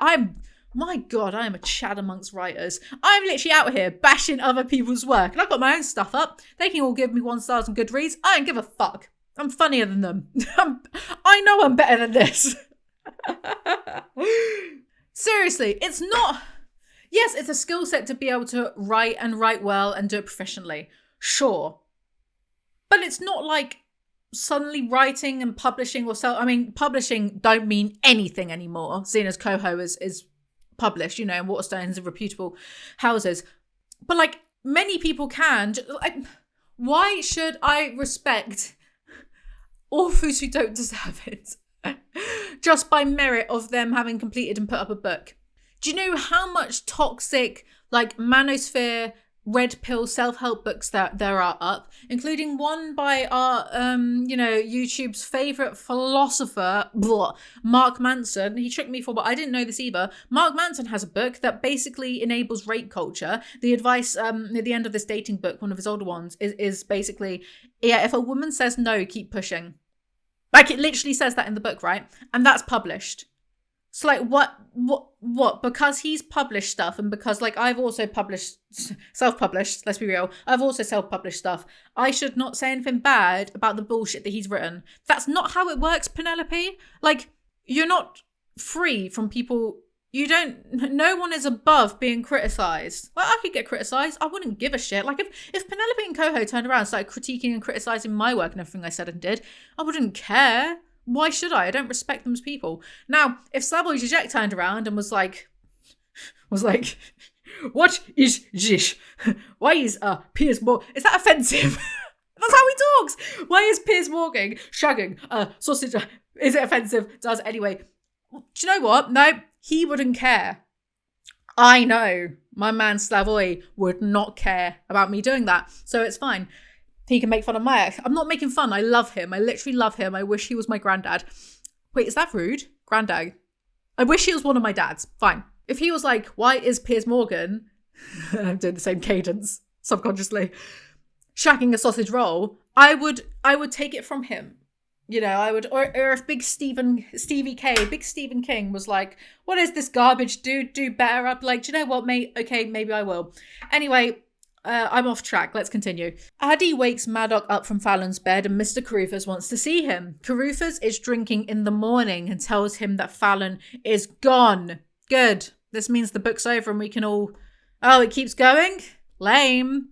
Carruthers tells Madoc a relationship with Fallon isn't possible and shows him the folder of pictures of him and Jared's mum having an affair. He then drops the bombshell that he wants to marry Jared's mum. I guess making Jared and Madoc brothers so all the serial killers can keep it in the family. He confirms he's not Jared's dad. He wishes he was as sexy as put your kid in a freezer guy. I'm not. I bet some people are so offended that I make fun of like him putting his kid in the freezer, but it's fucking ridiculous. I'm sorry. It's ridiculous. I'm not, he told me with his flat voice.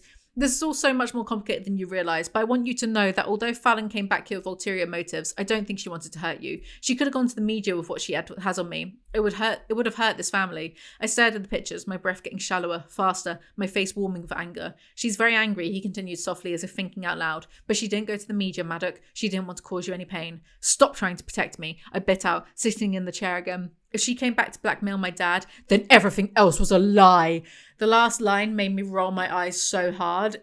Time for even more wanksting. Anyway, then Madoc has a meltdown about Fallon leaving. Hey, at least you can start shagging about again. It's what you male characters do best. They can feel his penis piercing glinting sadly like a lonely star. Like Lucifer, the brightest angel, the fallen star. Oh, it all just works. I remembered this feeling. It's what I felt years ago when they told me she was gone all of a sudden, when I saw her empty bed where we lost our virginity together, and when I couldn't sleep, and I'd storm into the basement to play the piano. Edward, no!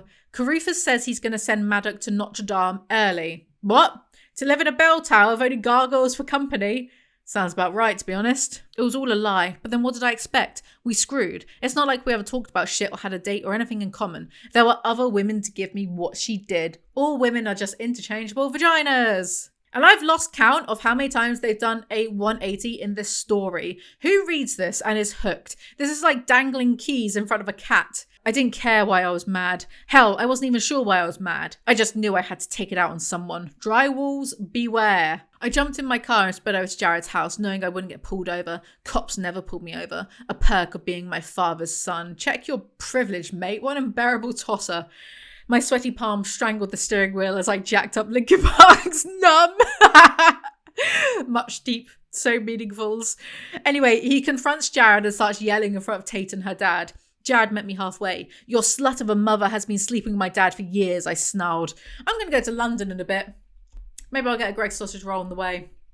Nice. Sorry, I got bored of me saying that. When what to my wandering eyes should appear but another gold-digging whore ready to make her career. Did that mean to rhyme? I think you need some commas in that sentence though, mate. Also, do you know...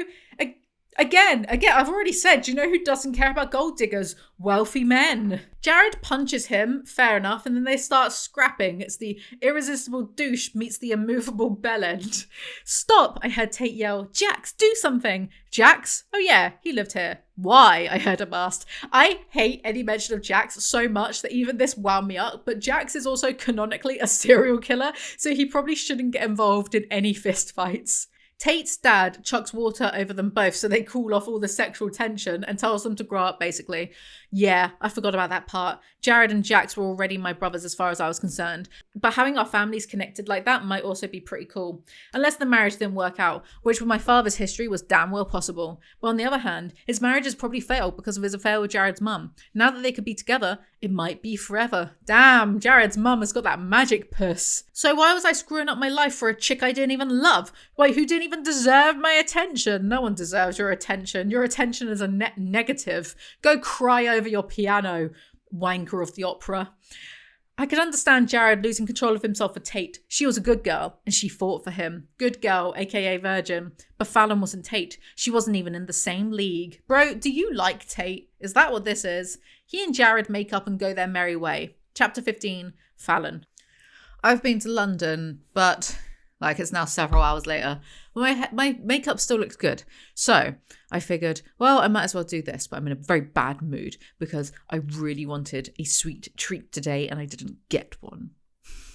And now nothing is good enough. Do you know what I mean? Do you feel me? Doesn't matter. I'm going to drink this drink that shall remain nameless just because I'm not giving people free publicity. I'm going to drink this sugary drink off camera. Let's get on with it, shall we? Just wanted a sweet treat. I just wanted an apple crumble. I couldn't have one. Anyway, I was in London. I saw Rachel Oates. It was lovely. It was really, really nice. Just wish I had an apple crumble.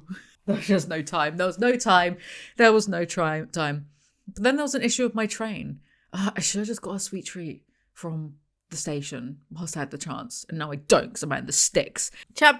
Oh yeah, and it's cold, so I'm also angry about that. But if the radiators go on, then it's too hot. So everything's terrible. Chapter 15, Fallon. Fallon goes to her dad's 750 square foot private estate for peace and quiet. Very relatable. Okay, my dad wasn't really a rich shit. Well, kind of, but I still loved him. The house went for $3 million. Anyway, her dad is a rich, paranoid hard ass and the only person she respects. There's some rubbish about her uncle getting parole, whatever. After staying there for a few weeks and being miserable about never seeing Madoc again, she calls Tate about dorming together for college. Yeah, I don't know how well the whole avoiding Madoc thing is going to go if you room with Tate, Madoc's future stepsister-in-law. She informs these fears to Tate, who says, oh, Madoc got shipped off to Notre Dame like the hunchback he is, and that everyone is giving Madoc space right now. But space right now isn't space forever, so it's still stupid. What about Lucas? Has Madoc come home to spend time with his little brother at all? My face fell, and I felt like shit all over again. This was my fault. Maybe I should have felt like it was poetic justice for Madoc to be sent away like I was, but I didn't want him alone, and I hated that he'd had to leave his little brother. Even more pointless, I'm the worst person in the world, wanked him. So Fallon does decide to room with Tate. Chapter 16, Madoc. My hands dug deep into her bottom, squeezing the firm flesh as I buried my face in her neck. Bottom just sounds ridiculous to me. Anyway, Madoc is shagging the housekeeper to distract from Fallon. Her boobs were bigger than my head. Oh, also in that writing advice thing on Goodreads that I found by Penelope Douglas, it says something about enjoying teenager angst. That's why she writes it a lot, though. And she says this herself, though some would say she writes teenager erotica, winky face. And I don't know, that just makes me feel a little bit ill. I mean, with the amount of hours P puts into imagining teens having sex, you think she'd at least be good at it. But no, there's plenty of womb for encouragement. womb is in the walls of my. She looked at me, licking her lips and grinning. My breath shook and I look away. I didn't know what it was, but I couldn't look at her. I never could. I didn't even remember her name half the time. Charming. Our teeth rubbed together. You can't even kiss well. Imagine how bad the knobbing is. Anyway, she gives him a blowy, and I bet Fallon isn't getting head from another bloke right now. The double standards are enraging. And whether I liked it or not, I retreated into my head where Fallon lived and let the fantasy take over. I didn't want to think about that bitch. I didn't want to want her, but I did. Fallon was here with her mouth on me right now, and I hated her. I hated her, and I was going to bang her with that hate until I finished. Anyway, he finishes and yells Fallon as he does so, and Brenna is like, is that a dude's name? Are you into dudes? It's not a guy, I growled, then looked straight at her. It's my sister, actually. She laughed it off until she noticed I wasn't laughing. Then she shut up. Okay, she scooted off the bed, looking like she wanted to run. That's not weird. She dressed quietly and quickly, saying nothing before she walked out. The rumble in my chest broke loose and I laughed miserably as I slid back under the covers. I hope she goes to call the police. He falls asleep and he's awoken by his mother slapping his bare butt. Was it bare? I don't know. Who cares? I heard my mother's heels clunk, clunk, clunk across the wooden floor. Get up, she urged again. And the next thing I knew, she was swatting me with a magazine. I brought up my arms and legs to shield me. Damn, woman. She fired the magazine across the room, tucked her long blonde hair behind her ear and stomped towards my closet. And I fired Brittany. She bit out over her shoulder. Who's Brittany? The housekeeper you're bedding. Now get up and shower. Poor Brenna. Hey, what kind of underwear was his mum wearing? Penelope, what kind of underwear was his mum wearing? How am I meant to understand any of this or feel immersed if you don't describe the black lace against her inner thigh? I shook my head at nothing, amazed with the women in my life. Complete ball busters. Crazy I have to even say this, but please don't put your penis inside your mother. Anyway, they have dinner and catch up. He tells her his dad is getting married. Happy, I sneered. How can you be happy? He cheated on you with her. It's been going on for years. Her eyes dropped for a split second, and she placed her hands in the lap of her white pencil skirt. I took in a breath but immediately felt like dropping the argument. I was a douche. I'm happy, Madoc. She straightened her shoulders and looked at me. It still hurts he could do that to me, but I have a wonderful husband, a healthy and smart son, and a life that I love. Is the smart son in the room with us? Anyway, Madoc's mum is concerned about him, but he's like, I'm fine, like Ross from Friends. Ross, you seem a little, What? Fine? Because I am. Huh? Aren't you? Aren't you? Who else is fine? October. Chapter 17. Fallon. Tate and Fallon are living together for college, but one day Tate convinces her to go on a road trip to check on Madoc because none of them have heard from him in months. I mean, months. Just think about all of the interesting things in his life they'd have missed out on in that time. He might have worn such and such colour underwear, or this or that kind of shirt, or maybe some other item of clothing. Maybe he got a new tattoo. He's very interesting and dangerous. Carufa's affair came out in the media.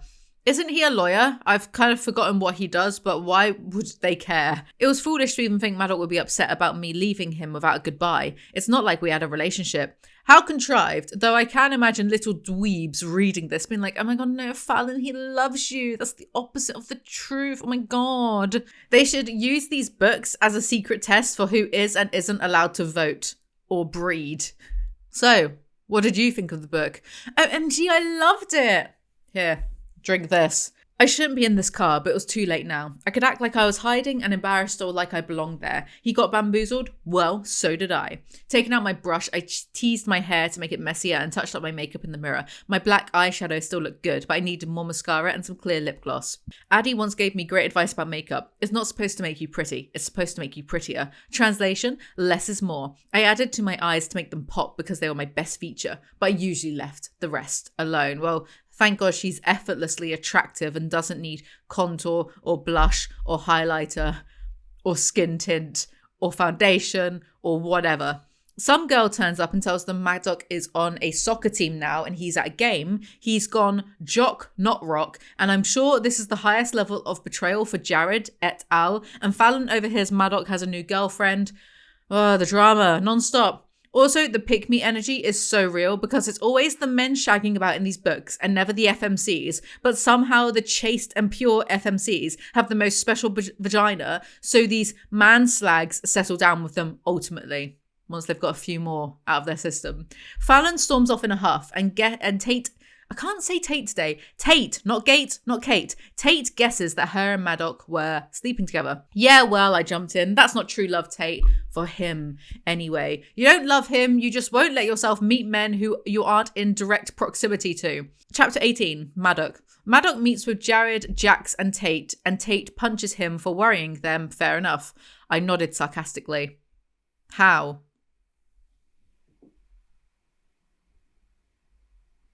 How?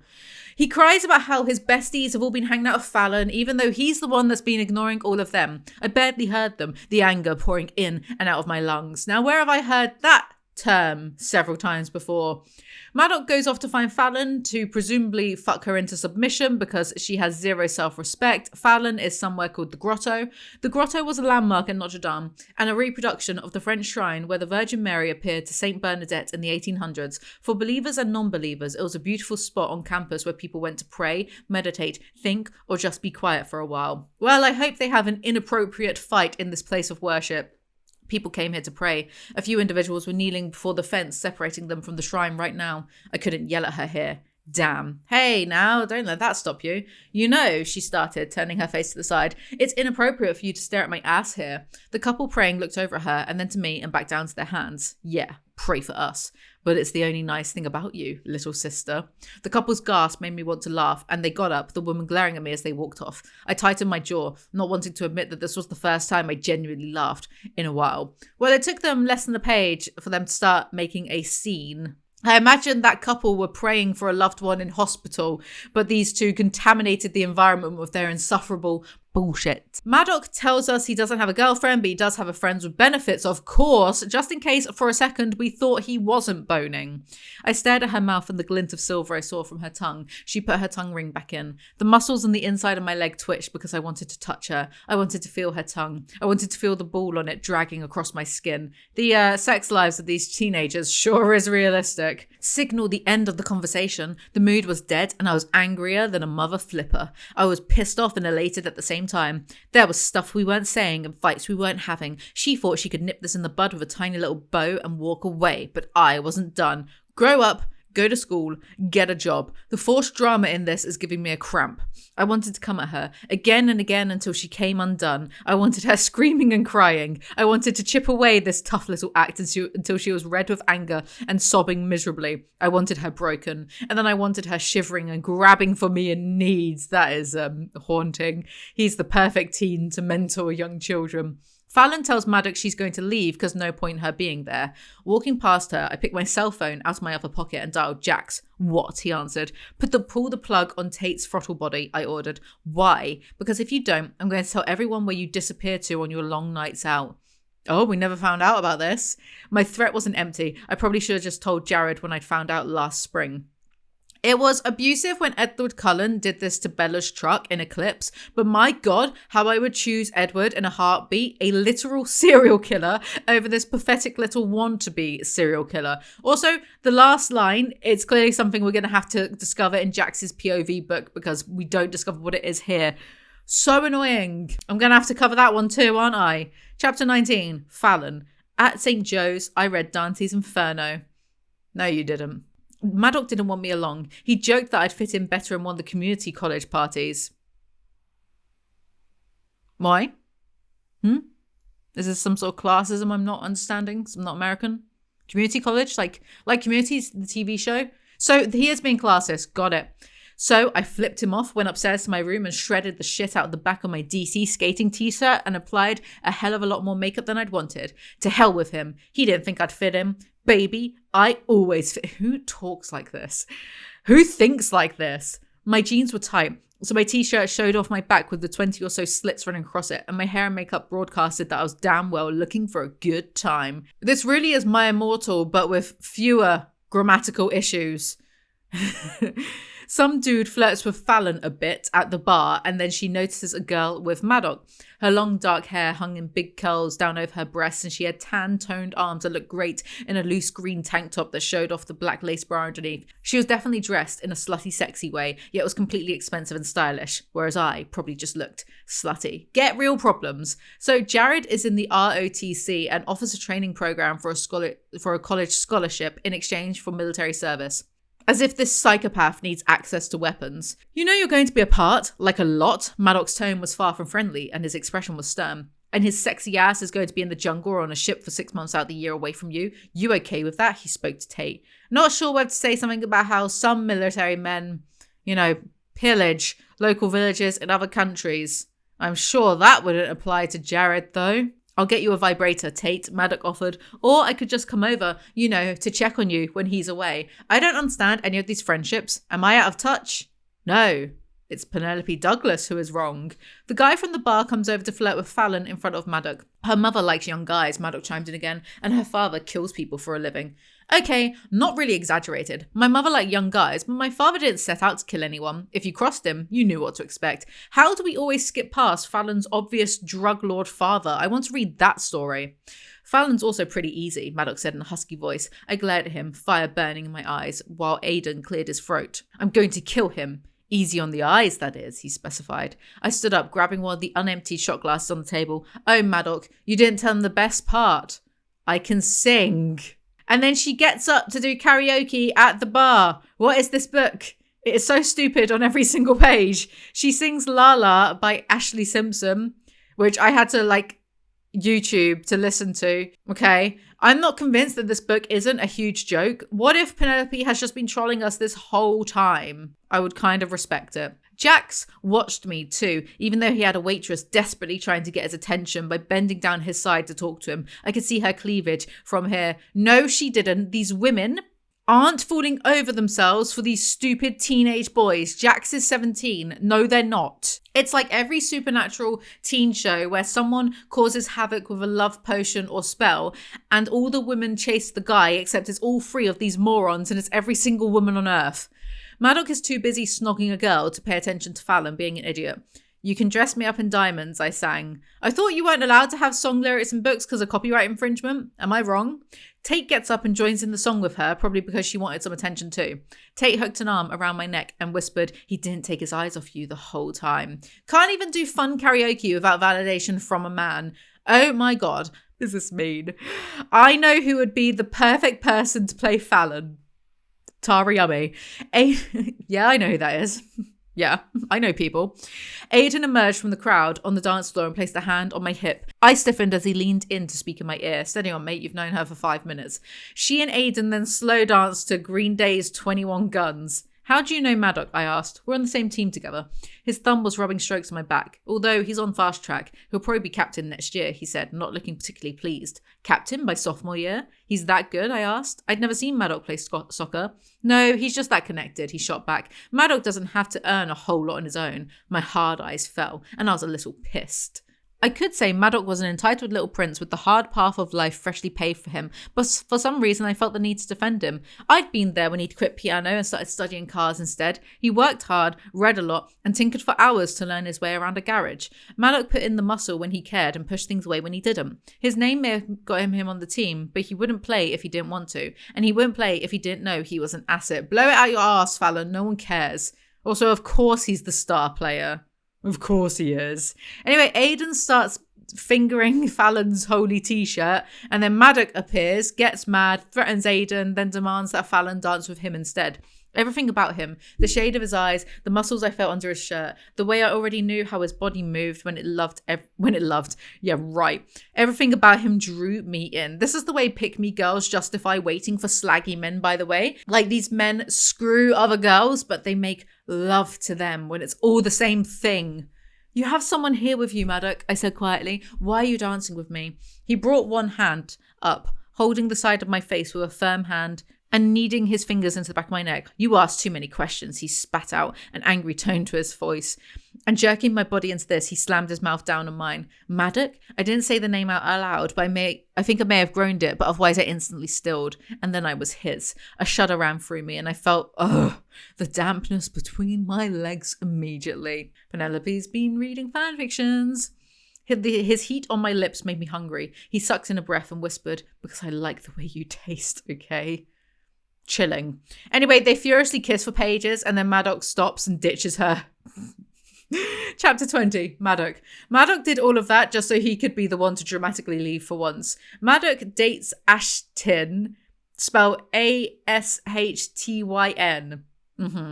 I can't believe we haven't made fun of the spelling of that name yet. So his date, Ashton, screams at Madoc and tries to slap him and leaves, kind of based. Girlfriend. The word made me want to dunk my head in mud and not come up for air until I was dead. Bit dramatic, but wish you would. Tate tells Madoc that Fallon has gone off with Aiden, and Madoc gets big mad and stomps off after them. Imagine how exhausted you'd be spending any amount of time with these people.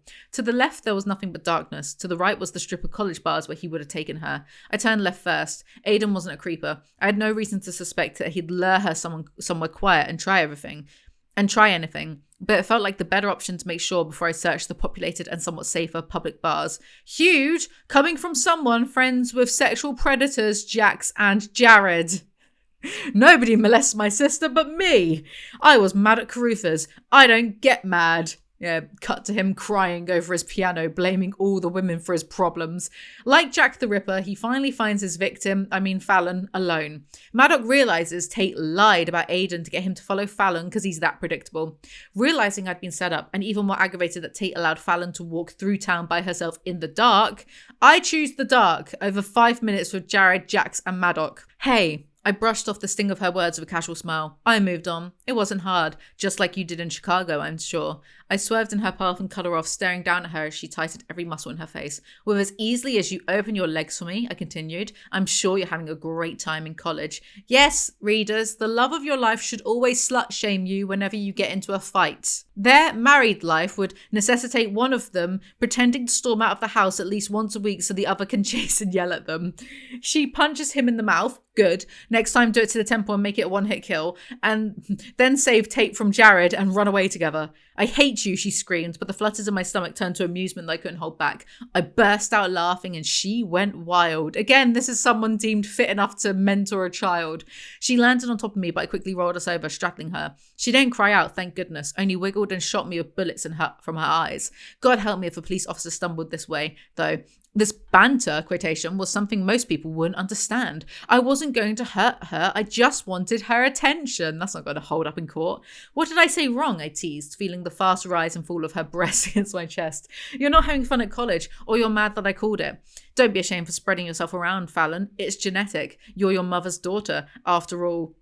Why does Penelope hate women so much? What did girls do to you in high school that you've still kept this going for like decades? May I suggest therapy?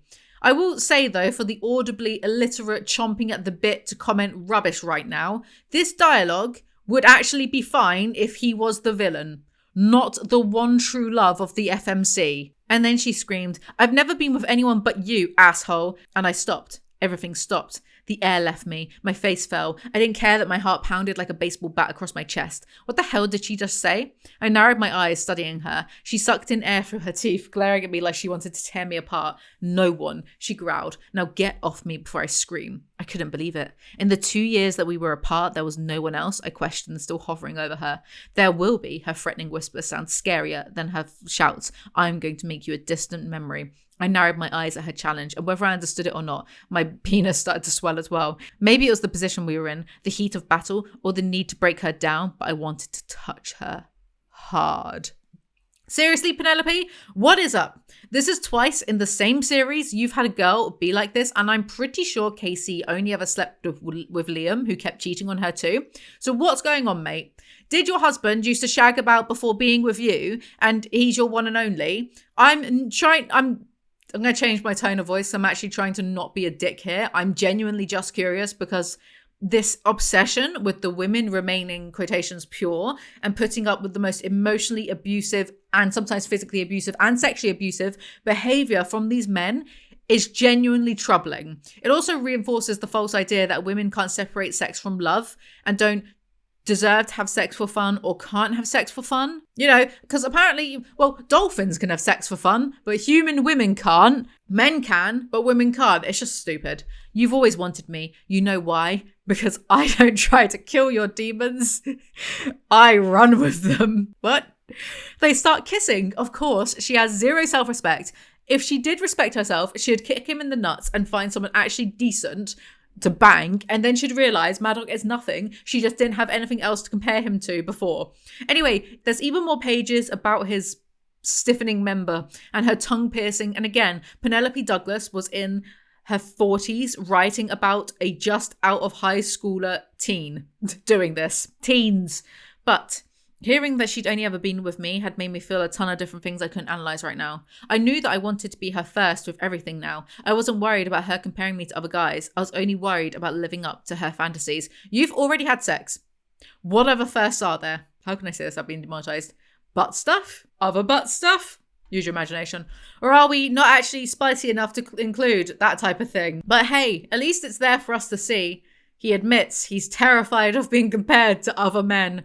She wasn't wearing underwear, just her jeans. Nah, dumb. Do you know how uncomfortable that would be? She's been around that bar for hours, going commando in those jeans, especially as he made her wet. Earlier, she's just walking around with her bits rubbing against stiff, wet fabric. He gives her another first by giving her oral, but did he not do that already? I've forgotten. I filmed this earlier and I've forgotten. Did he not do that when they had sex in the car earlier?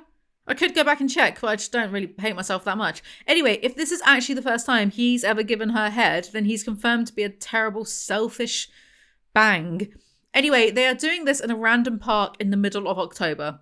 She was embarrassed and I was ecstatic. Weird, but carry on. Anyway, the gratuitous scene goes on for pages too, and then they have sex. These two don't love each other. They can barely stand each other. They just like banging. So it's not dark romance, is it? It would be more aptly named dark lust. And I don't know why these writers tried to hide behind romance. If you want to write erotica, just write erotica, but say it with your chest. Also, imagine these two idiots get married, and have to explain to people, oh yes, my husband used to be my stepbrother. Pass the mustard. This was my girl, and I finally understood why Jared needed Tate so much, why he hurt her when he thought he couldn't love her. Still justifying that shit show of a book, are we? Anyway, they have this earth-shattering joining. That night, I crashed on the couch in my father's house, not wanting to push Fallon too far, too fast. So let me get this straight. You've already had lots of sex, you just banged in the middle of a park in the cold of November, but a bit of spooning, aftercare, and sharing a bed is too far, too fast? Sounds more like, he got what he was looking for out of her and can't be bothered with the coupley stuff. They fall asleep, and by next morning, Fallon is already gone. Unbelievable, I shouted, picking up a vase from the coffee table and hurling across the room where it shattered against the wall. Well, I can't think of any reason why she didn't want to hang about. She went back to Shelburne Falls for the rest of the weekend. Her mum texted saying she needed her there or something, Jack said. The anger inside of me created a fog in my head too thick to think. No, you're just too thick to think. But yeah, buddy, you get unreasonably angry about something quite mundane. I believe in you. They tell Madoc, come back with us and see Fallon, but Madoc is like, where? She's playing with my feelings and refuses. Chapter 21, Fallon. Flashback to Fallon in hospital saying sorry to her daddy for attempting suicide over Madoc by crashing her car into a tree. So then her dad goes apeshit and waterboards her. I swear I just broke my jaw then. I swear it just went out. Oh God. I've had enough. Anyway, yeah, he waterboards her.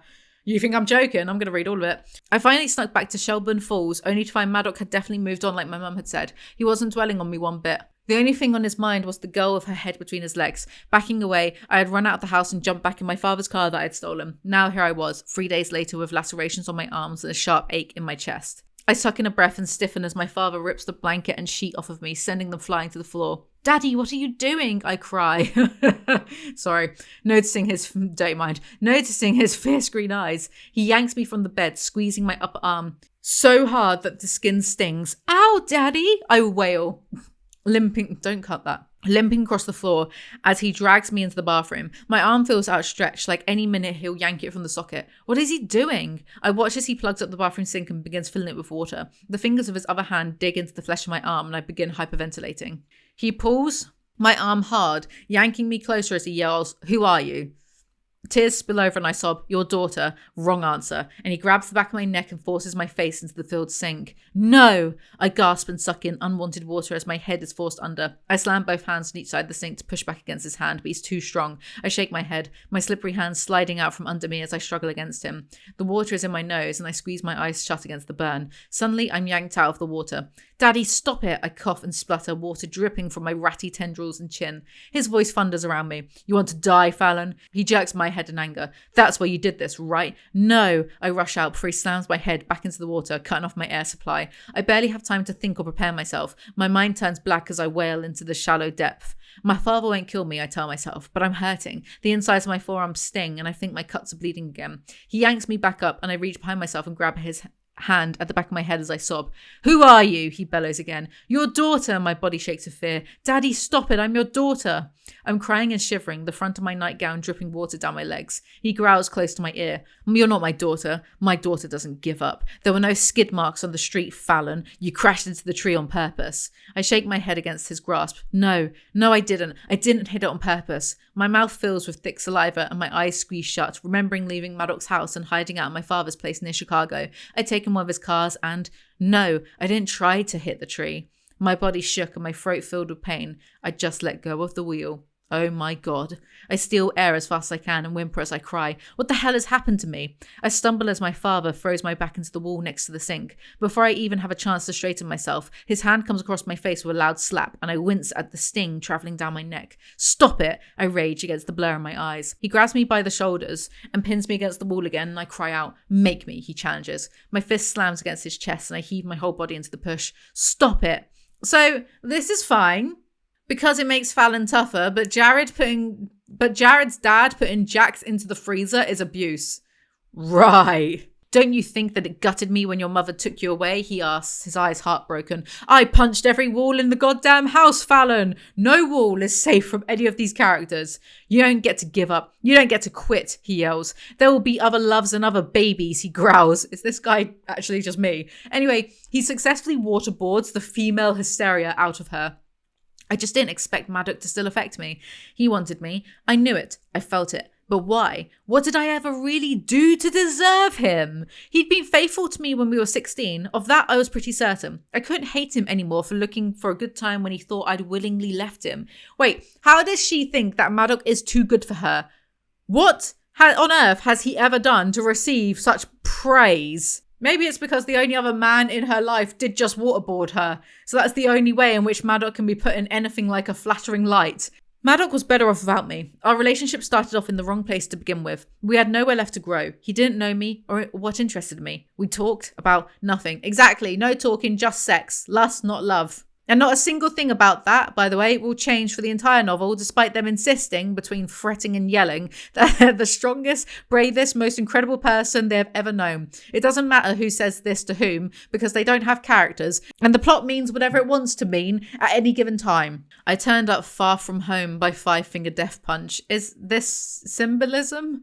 So she goes to her mum's to collect some items that her mum has threatened to put in the bin. And wouldn't you guess, the mum is portrayed as a worse person than the waterboarding dad, by the way. Anyway, Addie the housekeeper is there and has the hump with Fallon for God knows why.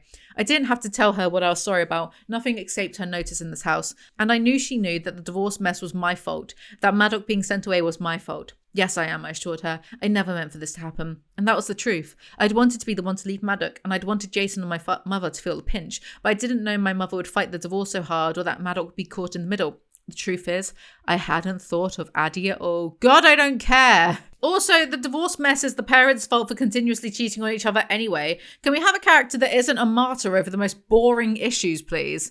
It doesn't matter, I guess. Her bitter tone cut me off. Jason is choosing to spend most of his time in the city or at Catherine's house, and Madoc hasn't been home in months. I looked away, shame burning my face. I did this. My eyes were starting to sting, so I closed them and swallowed. I'll fix it. I have to. I should never have come back. Madoc was fine. They were all fine before me. This house, once alive with laughter and parties, was empty now, and Addie's family that she'd loved and taken care of was separated and broken. She'd been almost entirely alone these past 3 months because of me. Are these the same parties where drugged up teens might commit rape at the drop of a hat? Great Gatsby's ghost, who gives a damn? She goes to the basement to get some stuff and finds pictures of Madoc. We must have been about 14 or 15. We had our backs to each other, leaning against each other with our arms crossed over our chests. I remember Addie kept trying to get Madoc's brotherly arm around my shoulder. But this is the only way. Weird pose. Very weird to keep trying to go for the incest angle, by the way. Anyway, Madoc secretly rescued Fallon's stuff after her mother chucked it all out. Madoc went outside and dug everything back out of the trash. Addie's soft voice spilled around me and my chest started to shake. He boxed it up and saved it for you. My chin started trembling and I shook my head. No, no, no. That's what makes Madoc a good kid, Fallon. He picks up the pieces. After he breaks it. I crumbled. The tears spilled over my lids and I gasped as my body shook. I couldn't open my eyes. The pain was too great. I doubled over, clutching at the sea otter and put my head down, sobbing. Up this came the sadness and despair, and I wanted to take back everything I'd said to him, every time I doubted him, everything I didn't tell him. Madoc, who saw me. Madoc, who remembered. I have literally lost count of the amount of times they've realised then unrealised they were secretly in love with one another. All of this just pages after Fallon informs us that she didn't cry for years because her dad waterboarded her tears out of her. Pathetic foreshadowing. Anyway, Fallon later asked Tate how to get Madoc back and she's like, sext him. So she sends him a non-sexual text and he ignores her until she texts something self-deprecating and then he responds. I miss hating you, I typed. It felt better than loving anyone ever had. What garbage. Anyway, they then almost immediately start sexting, even though a page ago Fallon was like, OMG, there's so much I need to actually tell him. Like, you know, the baby and the abortion and we never talk. The sexting is super mid and then Madoc's like, I'm on my way. Chapter 22, Madoc. He races over to her. She's at Tate's house. Why is she at Tate's house? Who knows? Oh, wait, because she went to go see... What? I don't know. Whatever. Who? Doesn't matter. Jesus. She wore short little pajama shorts and a tight white and grey baseball tee, the thin strap of her little handbag hanging across her chest. She had sneakers on with no socks, showing me all of her beautiful legs from the ankles to the tops of her thighs. I am genuinely going to write one of these myself to A, prove how easy it is, and B, fund my future degree and PhD with the profits. There was no kindling for this fire. A blaze was already painfully strong in my jeans. A blaze in my jeans is hilarious, so kudos Penelope for that one.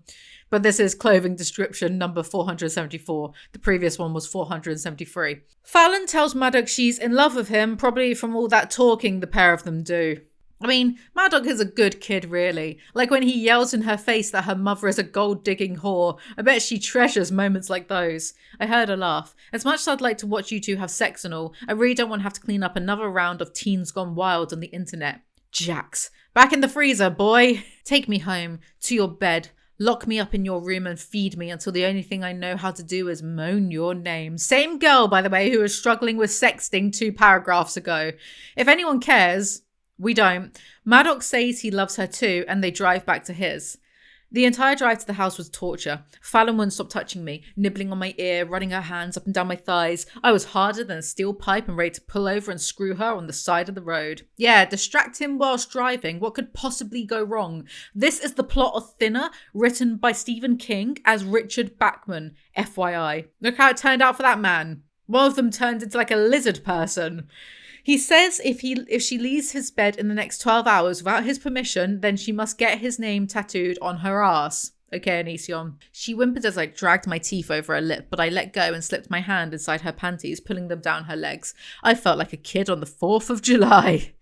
Yep, sex always conjures up childhood memories for me. The hairs on the back of my neck spiked. Her hair spilling around her, the curves of her waist, the muscle tone in her thighs. Fallon hid a lot under her boyish clothes, and I was the luckiest guy in the world to be the only one to see her like this. By this logic, she's thoroughly, or the most unluckiest girl in the world, as allegedly hundreds of girls have seen Madoc naked when he's a low-value man. You just know if Tate, and Fallon I suppose, slept with anyone else and enjoyed it, they would be massive pieces of shit to this narrative.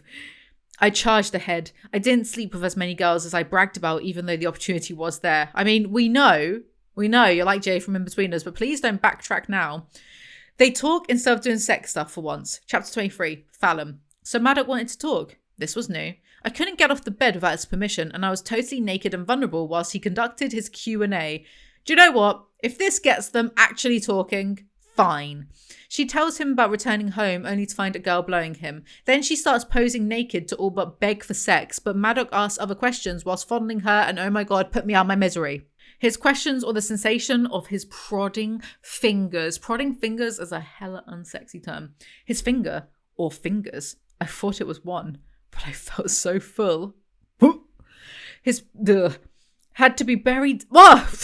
It gets worse. Had to be buried down to the knuckle because he was so deep when he started massaging my insides with small circles. Was he up in the womb? Then there's sex stuff. You won't believe how much I actually skip through because I'm trying to not get demonetized, and also I just don't want to bore you guys with it. My little rival. I couldn't hide the smile at the corner of my mouth. Leaning back on my hands, I bent my legs up, locking my knees together, my ankles apart. I lifted my eyebrows with a look that said, prove it. But my face fell when he smiled again, this time more sinister. Oh shit. A yelp caught in my throat as he darted out his hands, grabbed my ankles, yanked me down, and then paused only a moment to gloat at my wide-eyed expression before flipping me over to my stomach. I just don't need this level of detail about teenagers making whoopee. Like, he starts sucking on her back like he's one of those suction cup massage things. I don't need any of this information in my life. I should legitimately be studying for my exams instead of doing this.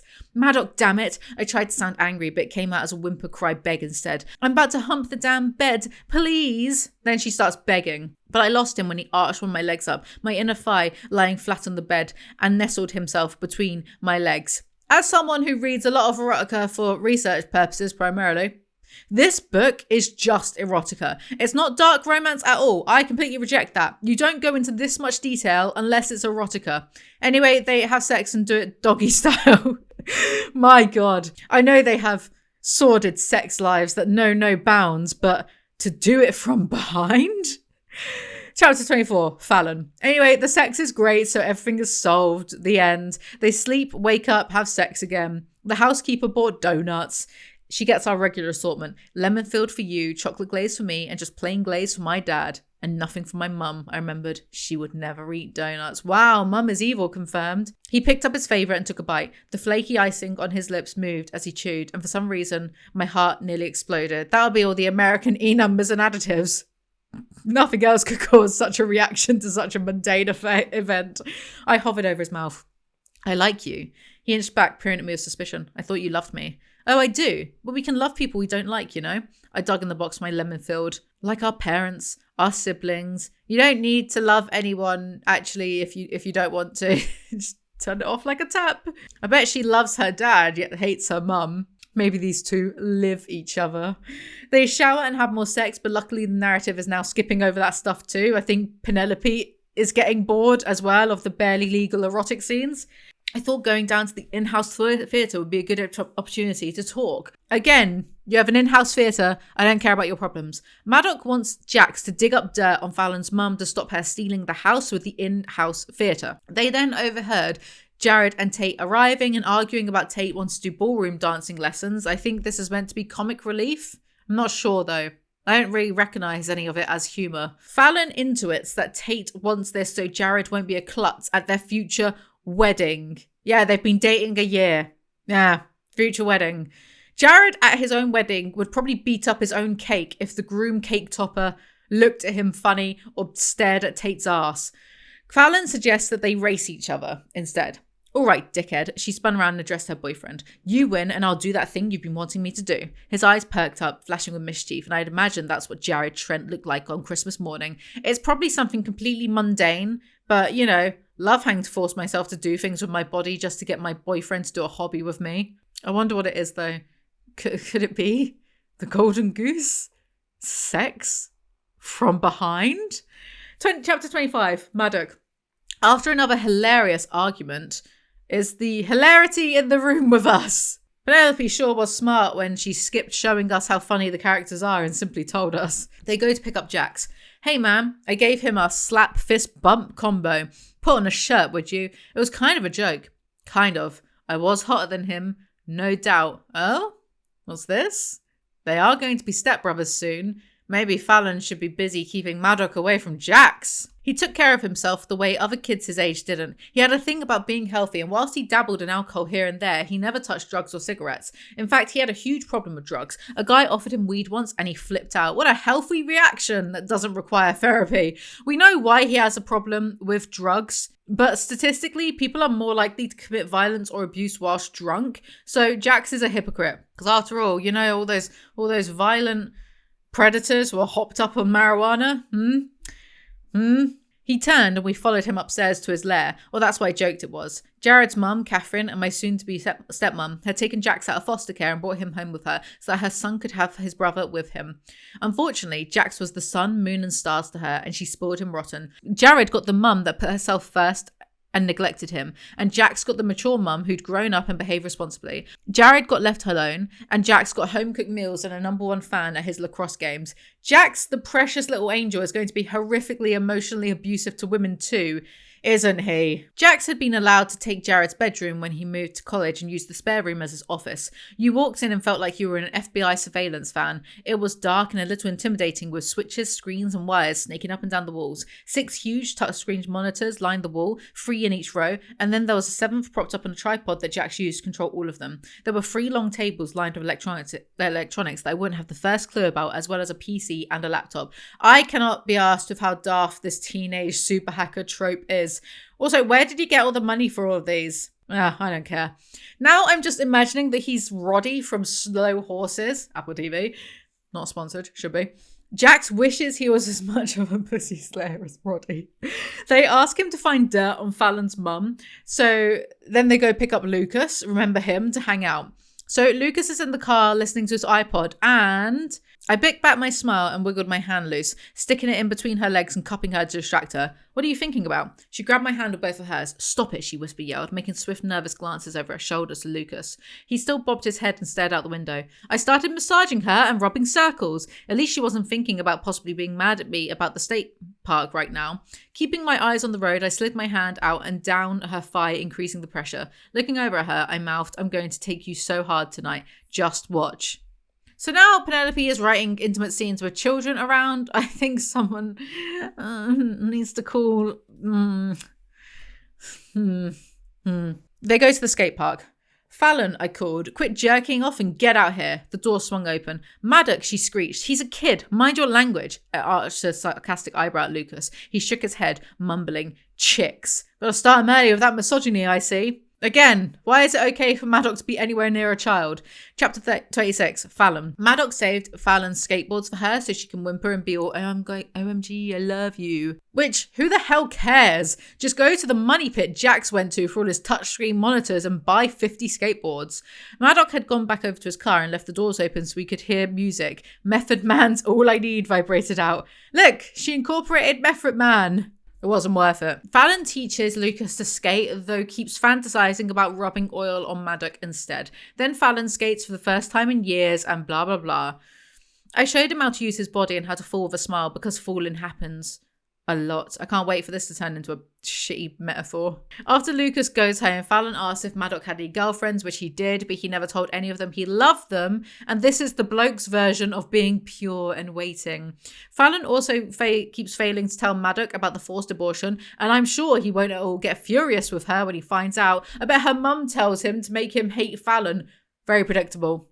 I'd tell him everything, eventually, as soon as I could. For now, I just needed tonight with him. Is this coercion? Keeping something serious from him because she's worried he won't want to bang anymore. Then again, I do understand her reticence. It's not every day you find someone who will masturbate you in front of a child. Distract him with a change of subject. Clearing my throat, I spoke up. You never asked about the script on my back. And I watched his eyes dart down to my hands as I lifted my shirt up over my head. Madoc's round eyes were glued to my nearly naked chest, clad in only a hot pink lacy bra. Eyes on the road, I reminded him in my sultriest voice. Eyes on the road. He blinked and glanced back out the windshield. Fallon, I'm driving. This is not cool. A grin tickled the corners of my mouth watching him squeeze the life out of the wheel. See? I turned and showed him the writing that ran vertically from the back of my shoulder down my blade to just below. Nothing that happens on the surface of the sea can alter the calm of its depths, is my father's favourite quote. I felt my body sway with the swerve of the car, and I had the good sense not to laugh. I liked his eyes on me, and I liked that I distracted him. And then I lifted up my butt, ignoring the excited lump in my throat as I quickly shimmied out my pants, taking my shoes and socks off with them. I have another one right here. I pointed to the shamrock on my hip. Fallon! Madoc barked, his forearms flexed, showing the powerful cords in his arms as he jerked the steering wheel to get the car straight. Damn it. What is it with all these authors and dangerous driving? But anyway, a couple of things. Let's go in order. Back of my shoulder, down my blade to just below.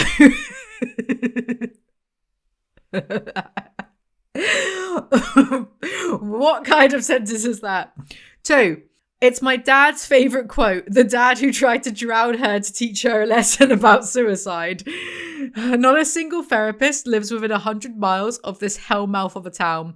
Nothing felt better than seeing his hands fumble with the wheel as he tried to keep up on the road, or the way his eyes glided down my body. You won't be saying that when you're in a car crash and dead. Wait, Fallon is already someone who almost died from a car crash. Anyway, they pull over to have sex.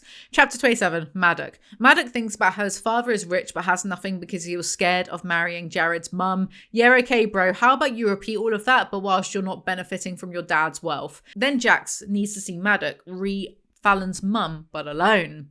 Wonder what this could possibly be about. Jax has found out on Fallon's mum's credit card statements the stuff about Fallon being at a clinic and then the pregnancy and termination. How in-depth are these credit card statements, dude? That seems a bit strange.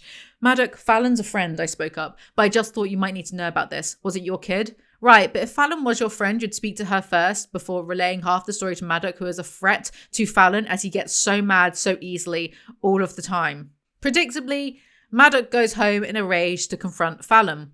I came down here so Addie wouldn't hear the yelling, she admitted before I said anything. Her hands rested on her stomach and her eyes were glued to the ceiling. You know that I know. The half of her face that I could see was relaxed and accepting, as if she'd expected a storm. Jax called when I was in the shower. He wanted to warn me, said he was sorry, but he felt that you should know. Every soft step up to the pipe was made with clenched muscles. I was pissed. How dare she be this calm? She should be feeling what I'm feeling. Or at least scared. He wants her to be scared of him. I can't be bothered. This is such grotesque buffoonery. It doesn't even approach an emotional response. Then there's this predictable rubbish of him being like, how can you tell me? And her not immediately saying, yeah, my mum forced me to abort the baby. But instead being like, oh my God, no, it's not like that. Getting up, she charged past me and I grabbed her arm, pulling her to my side. No, I shouted. You stay here and fight. Own this. On one hand, terrible. On the other, though, they don't communicate. Dare I say it, dare I say it, dare I say it? Me, Mrs. Don't manhandle people. Maybe this is needed. Otherwise, they just won't communicate. And then she's all, my Valknut tattoo was for my baby. Valknut. I just know that Odin is furious right now. Anyway, Madoc quickly realizes that Fallon isn't to blame for this conflict and he supports her instead of berating her, so I will give Penelope this. At least the fight hasn't been dragged out from miscommunication. I know some other authors who would have kept this going on and on, made them break up, maybe made the bloke shag someone else in the meantime. And then this happens.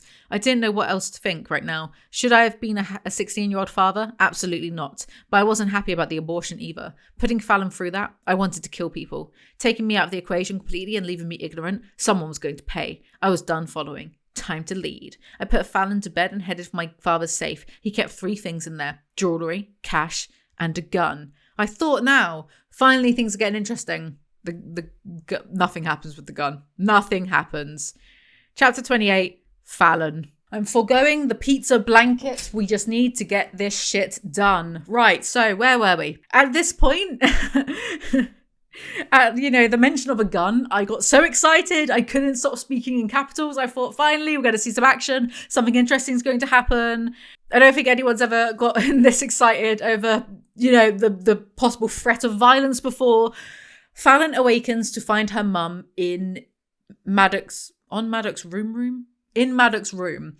I swallowed down an exhausted grin at her ridiculous outfit. She wore fitted black pants, a sleeveless black and white animal print blouse. I hated animal print. And a black fedora. Really? A fedora? Every time I saw her, she was trying to look younger and younger, or more like an Italian heiress. I wasn't sure. Very, very evil, clearly, because evil is trying to look younger if you're an older woman, and it's also evil if you're an older woman but ugly like a witch. That's why there are no adults in this town. Once your feminine beauty fades with your youth, you just go to the creek and waterboard yourself like a kitten in a sack. Oh, that's mean.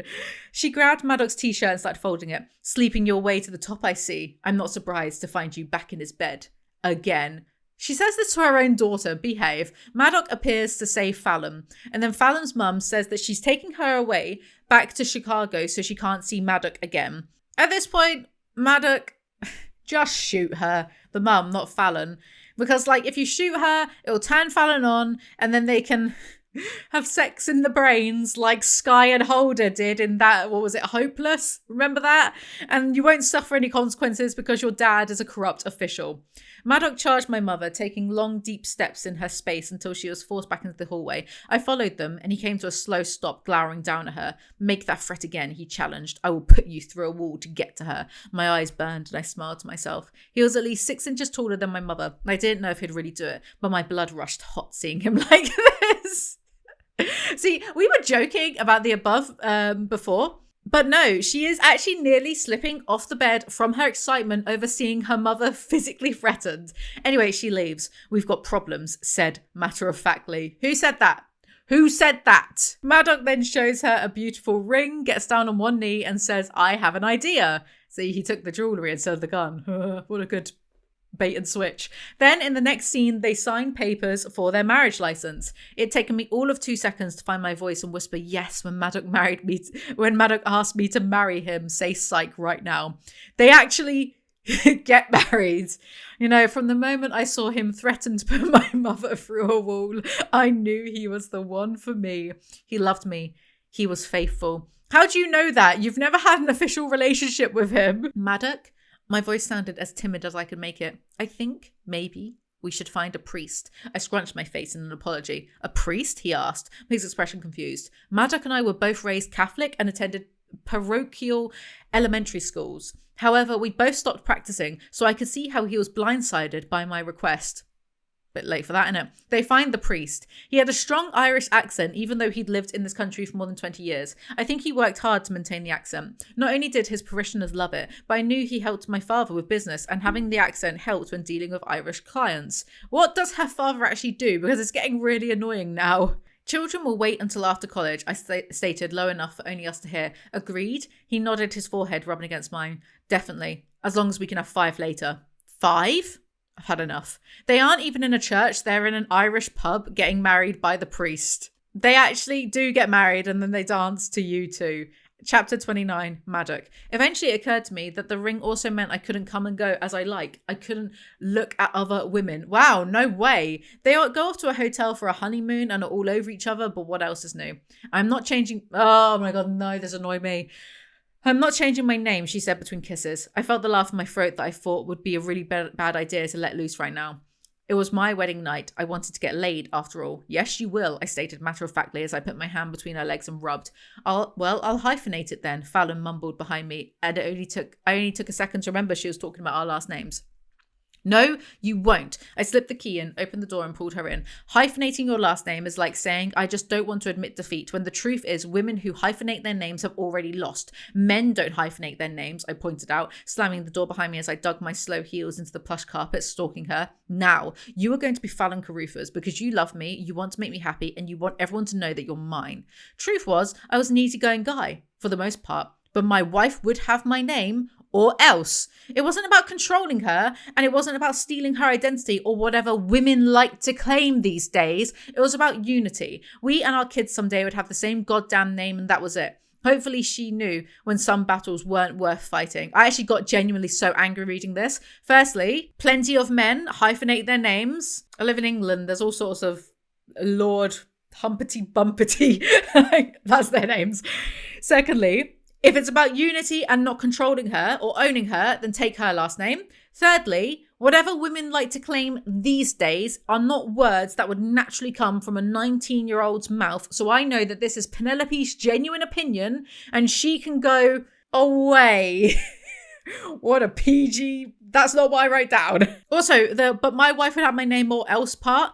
Or else, what is he imagining he will do to her if she doesn't do that?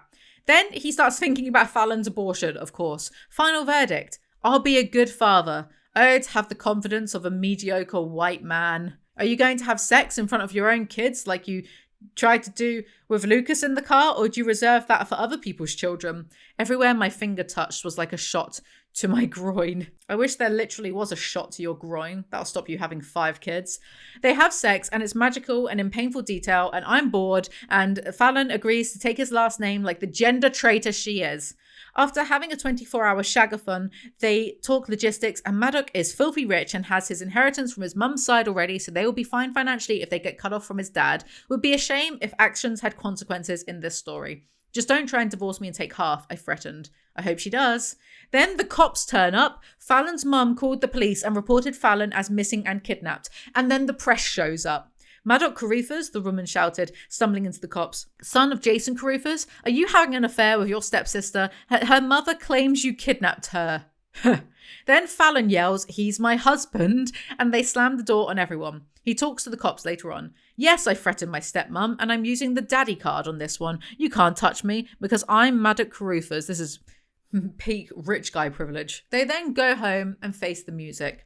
Despite the issues my family had, all families have issues, I was a happy kid. Things could have been better, but they were good enough, and I never wanted for anything. There was never a shortage of people to dote on me. That last sentence is exactly why this mediocre idiot is so entitled. Also, if he was so happy, why did he go out of his way to be a piece of shit to absolutely everyone? Oh, I forgot, it's Penelope, so they can all be absolute psychopaths and then be rewarded for being protective. They eavesdrop on Jared's mum and Madoc's dad talking. Does Jared love you? Catherine Trent, that's who he was talking to. I think so, she said softly. And if he got married tomorrow, I'd be worried as hell, but I'd know he was following his heart. I mean, look at us, Jason. Who's to say they can't make it at 18 when we failed that long after that age? Are we experts? Outstanding logic, Penelope. Then he hears his dad crying over how much of a loser Madoc is. He goes to speak to his dad alone. My father hadn't moved from his chair, and I just did a sweep of the room, remembering that I was never allowed in here as a kid. My father wasn't hiding things. Not in here anyway. But he once said his whole life was in this room and it wasn't a place for kids. I think that's the first time I realised that I wasn't my dad's top priority. There were things he loved more than me. I would love gum on the bottom of my shoe more than you. Anyway, Madoc is all, I hate you, I love you, dad. And his dad is like, well, here's the deed to the house. Congratulations on your wedding. Barely exaggerating, by the way. Chapter 30, Fallon. Catherine gives her a big hug. There were lots of questions I wanted to ask her. She was, after all, having an affair with my mother's husband. I should despise her, or at the very least dislike her. I definitely shouldn't respect a homewrecker. But for some reason, or many reasons, I felt like my mother was the sleazy one out of the group. And one thing could not be denied about Catherine. A nearly 18-year-old affair was love. What? Yeah, a nearly 18-year affair was love. She was beautiful too, and young. Still young enough to have more kids. There is something wrong with every single sentence in this small screenshot, and I can't be bothered to go through it all. I'm tired. Just do it yourselves. DIY. But also, I find passages like these so revealing about the author. I think you and Madoc have overcome more mature issues, shall we say. I can understand how marriage feels like the natural next step. They reunited for all of 2 days and then got married. This does not scream maturity to me. He's also had literally no personal growth since we saw him being a sex pest and bully. My hair was still in loose curls from the wedding, and it still looked good last time I checked, despite the 24 hours Madoc and I had spent in bed. Did they not shower? They were doing it without condoms for the first time as well, so I bet they both reek. Jason is happy that Fallon is his daughter-in-law, and then he and Catherine leave. Just like that. It's very easy. Sinking into him in his man scent, I took his top lip between my lips. He took my bottom lip between his. It's the kiss we always ended up in. All 4 lips layered as one as we just stilled and breathed each other. And I bet they looked like idiots. I'm gonna bludgeon myself. just like as they breathe each other in. And then she writes a riddle for him. And then she goes about the house, dropping items of clothing, and hides in that goddamn theatre room in just her thong. What am I reading now? Does anyone enjoy this drivel? It's literally the never-ending story. My womb tightened. What? So did mine. It's a threat response. Madoc gets to the theatre room but doesn't want to be there. Well, I don't, he shot back. Come on, we're not kids anymore. We're going to do it in a bed like grown-ups and not on the couch like horny teens. We are horny teens. Wow, Penelope, you are wild for actually just writing it. Anyway, she then blows him in the theatre room. I circled my tongue around... Okay, I circled my tongue. My tongue ring bumping with his piercing. I hope your piercings get caught and you have to phone the fire brigade to pull you two apart. The level of detail about the scene is astounding. I wish I could share it with you, and yet I am saving you by not. Babe, he whispered, sucking in air through his teeth. You better not have learnt this on another guy. Be quiet, Madoc the slut. Whoa!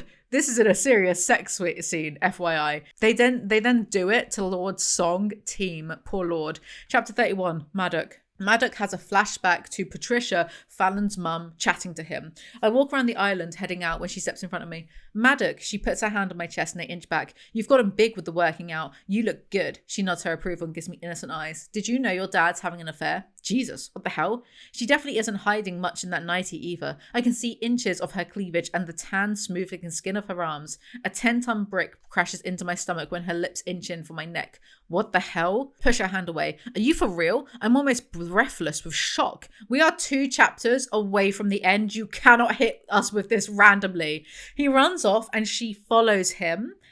Yeah, she's acting like one of the blokes. But of course, she's evil for doing so. Patricia tells Madoc that Fallon has moved on and is dating someone else and that she never thinks or asks for Madoc, and then Patricia starts rubbing his chest. Patricia's whisper wafts around across my neck. I know what you crave, what will please you, and I can keep secrets. Who talks like this? She closes the distance, wrapping her arms around my neck and smashes her lips to mine. She moans and all of a sudden I can't breathe. No. Grabbing her by the shoulders, I shove her away from me. I shouldn't be laughing through this, by the way. She's like molesting it. I shouldn't be laughing. But I am. Jesus Christ, I yell. What the hell? Her skin is flushed and she arches an eyebrow. No, she laughs. I don't think you mean that, Madoc. What on earth?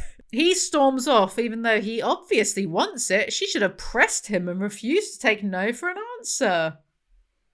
Jess Cullen, the cross-country captain, and I have a friends with benefits thing going on, and I love her to pieces. Not love her, but I respect her, and she's a good girl. Who? And? Anyway, that's why he hates the theatre room, because that's where Fallon left him and where Patricia sexually assaulted him. Not that the narrative calls it SA, probably because Penelope wouldn't deem it manly. So Madoc transfers to Fallon's college. Fallon had been trying to contact her father to tell him about our marriage, but when she contacted one of his men, he said that Kieran was unreachable for the moment, which meant he was being detained for questioning, probably. No one was unreachable in the 21st century unless their cell phone had been confiscated. Daniel, she spoke to one of her father's men on the phone. If I don't hear from my father by tomorrow, I'm going to the police myself. I at least need to know that he's not dead. What does he do? Can't wait for his POV story where the 2 criminals, Fallon's dad and Jared's dad, bang it out in a love-hate prison tale. Should I write it? I smiled. I liked Tate a lot. There was even a time where I wanted her, but she was like a sister now. The kind of sister I wouldn't screw, I mean. Then there's some stuff about a charity dinner. Chapter 32, Fallon. There's stuff about what they are wearing for the charity event, and it's like American Psycho descriptions, except not good or funny or smart or satirical or contributing to society. Fallon's mum is at the event too. She looked about 8 years younger than she was. Wow, what a bitch. Imagine if she looked her age. Should be an even bigger bitch. Women have precisely 2 things of value: youth and purity. I see you got the family ring, she observed, taking another sip of her champagne. It'll be a comfort to you when you're at home alone at night and he's off screwing someone else. He probably already is. Didn't take his father long after our marriage. Madoc stepped forward, but I yanked him back. No, I warned. She's grasping at straws. Let her spew her words. And then I looked at my mum. They're all she has, after all. Her face tightened and her eyebrows shot up. You'll see. It may be 1 year or 5, but you will see. She's probably right. Jared and Madoc snorted at the same time, and Tate looked down, smiling to herself. I got the impression that there was a joke I wasn't getting. She smirked at me, seeing my confusion. Violence never solves anything, but, she paused, it can get people's attention. Sometimes, and I stress sometimes, violence is the only thing some people respect. Take Madoc, for example. I broke his nose and kicked him in the balls. He finally understood me. Wait, what? Excuse me, I look between Madoc and Tate. Jared rolls his eyes when I looked to him for an explanation. You didn't tell her about us? Mr. Can't keep his hands to himself. Her expecting eyes on Madoc made him blush. Yeah, thanks, Tate. He looked like he had a bad taste in his mouth. I'll have to explain that now. I swallowed, not sure I liked the sound of where this was going, but Jared seemed to read my mind. No worries, Fallon. He comforted. Madoc was only trying to get Tate and me together. He just thinks the ends justifies the means is all. Yep. Lawyer material, I laughed to myself. That's a funny way to describe Madoc sexually harassing and assaulting Tate, but sure. Also, it's funny that Tate is basically telling Fallon that your husband will only take no for an answer if he is met with violence. We finally found Catherine and Madoc's dad, and we spent the next hour either hanging close or on the dance floor. Catherine looked stunning in a deep red evening gown, much in the same style as mine, except hers fell to the floor. Her espresso brown hair hung down and looked beautiful next to the rich colour of her dress. While we were certain she needed moral support, what with these people knowing she was Jason's mistress? It was apparently just fear on her part. Everything seemed fine, actually. I realised that even though my mother's friends were the wives of Jason's colleagues, and they may be on my mother's side, they also knew what side their bread was buttered on. Their husbands followed Jason, and they followed their husbands. Is this Bridgerton? I put my finger to my chin, thinking. Madoc Carruthers caught bending stepsister over bathroom counter. Jason Carruthers shamed in front of all of Chicago. I read the mock headline smiling. Madoc goes toilet, and after a while Fallon goes to find him but sees him with her mum as her mum has her dress pulled up, going on about how bad he wants it and how one night with her and he'll get what he wants, the house. Then Fallon gets mad, makes herself known, and then mum gets all, oh no, remember Madoc, you kissed me. I could still hear them talking, but I had no idea what they were saying. My feet were gone. My legs up to my knees had faded away. I couldn't feel anything when I tried to tense my muscles. Your life doesn't interest me, Fallon. You know what I used to call you? Pussy on the premises. Then some weird shit happens, like Penelope wants this made into a movie. You're just a slut like your mother. Madoc's words hadn't cut me before because I knew they weren't true. Why did I feel pain from them now? Do you really think he loved you? He used you. I squeezed my eyes closed, even tighter, and swallowed. Swallow it down, swallow it down. I heard my name. Madoc. He was saying my name. Fallon, look at me. Open your eyes. What do you see? My eyes snapped open and I saw Madoc standing in front of me. His eyes were watery and he was squeezing my shoulders. Who are you? My father's smooth Irish voice, very Irish that, washed over me. Who are you? I tightened my fists again and again, blinking as Madoc kissed my forehead. I don't try to kill your demons. I run with them. That's what makes Madoc a good kid, Fallon. He picks up the pieces. I felt his hands on my face, his thumbs stroking circles on my cheeks. He picks up the pieces. Make that threat again. I will put you through a wall to get to her. Finish up, father. She needs to be kissed. Madoc, my heart swelled. He was mine. He was always mine. Madoc, my Madoc. I looked into his eyes, seeing the love, the worry, the fear. I held him in my gaze, filling my lungs with air.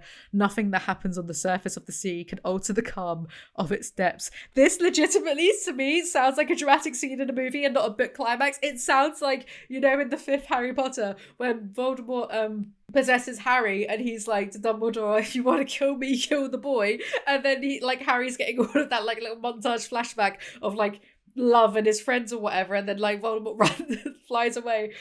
I feel like, do you know what I mean? It's awful. I'm reduced to tears.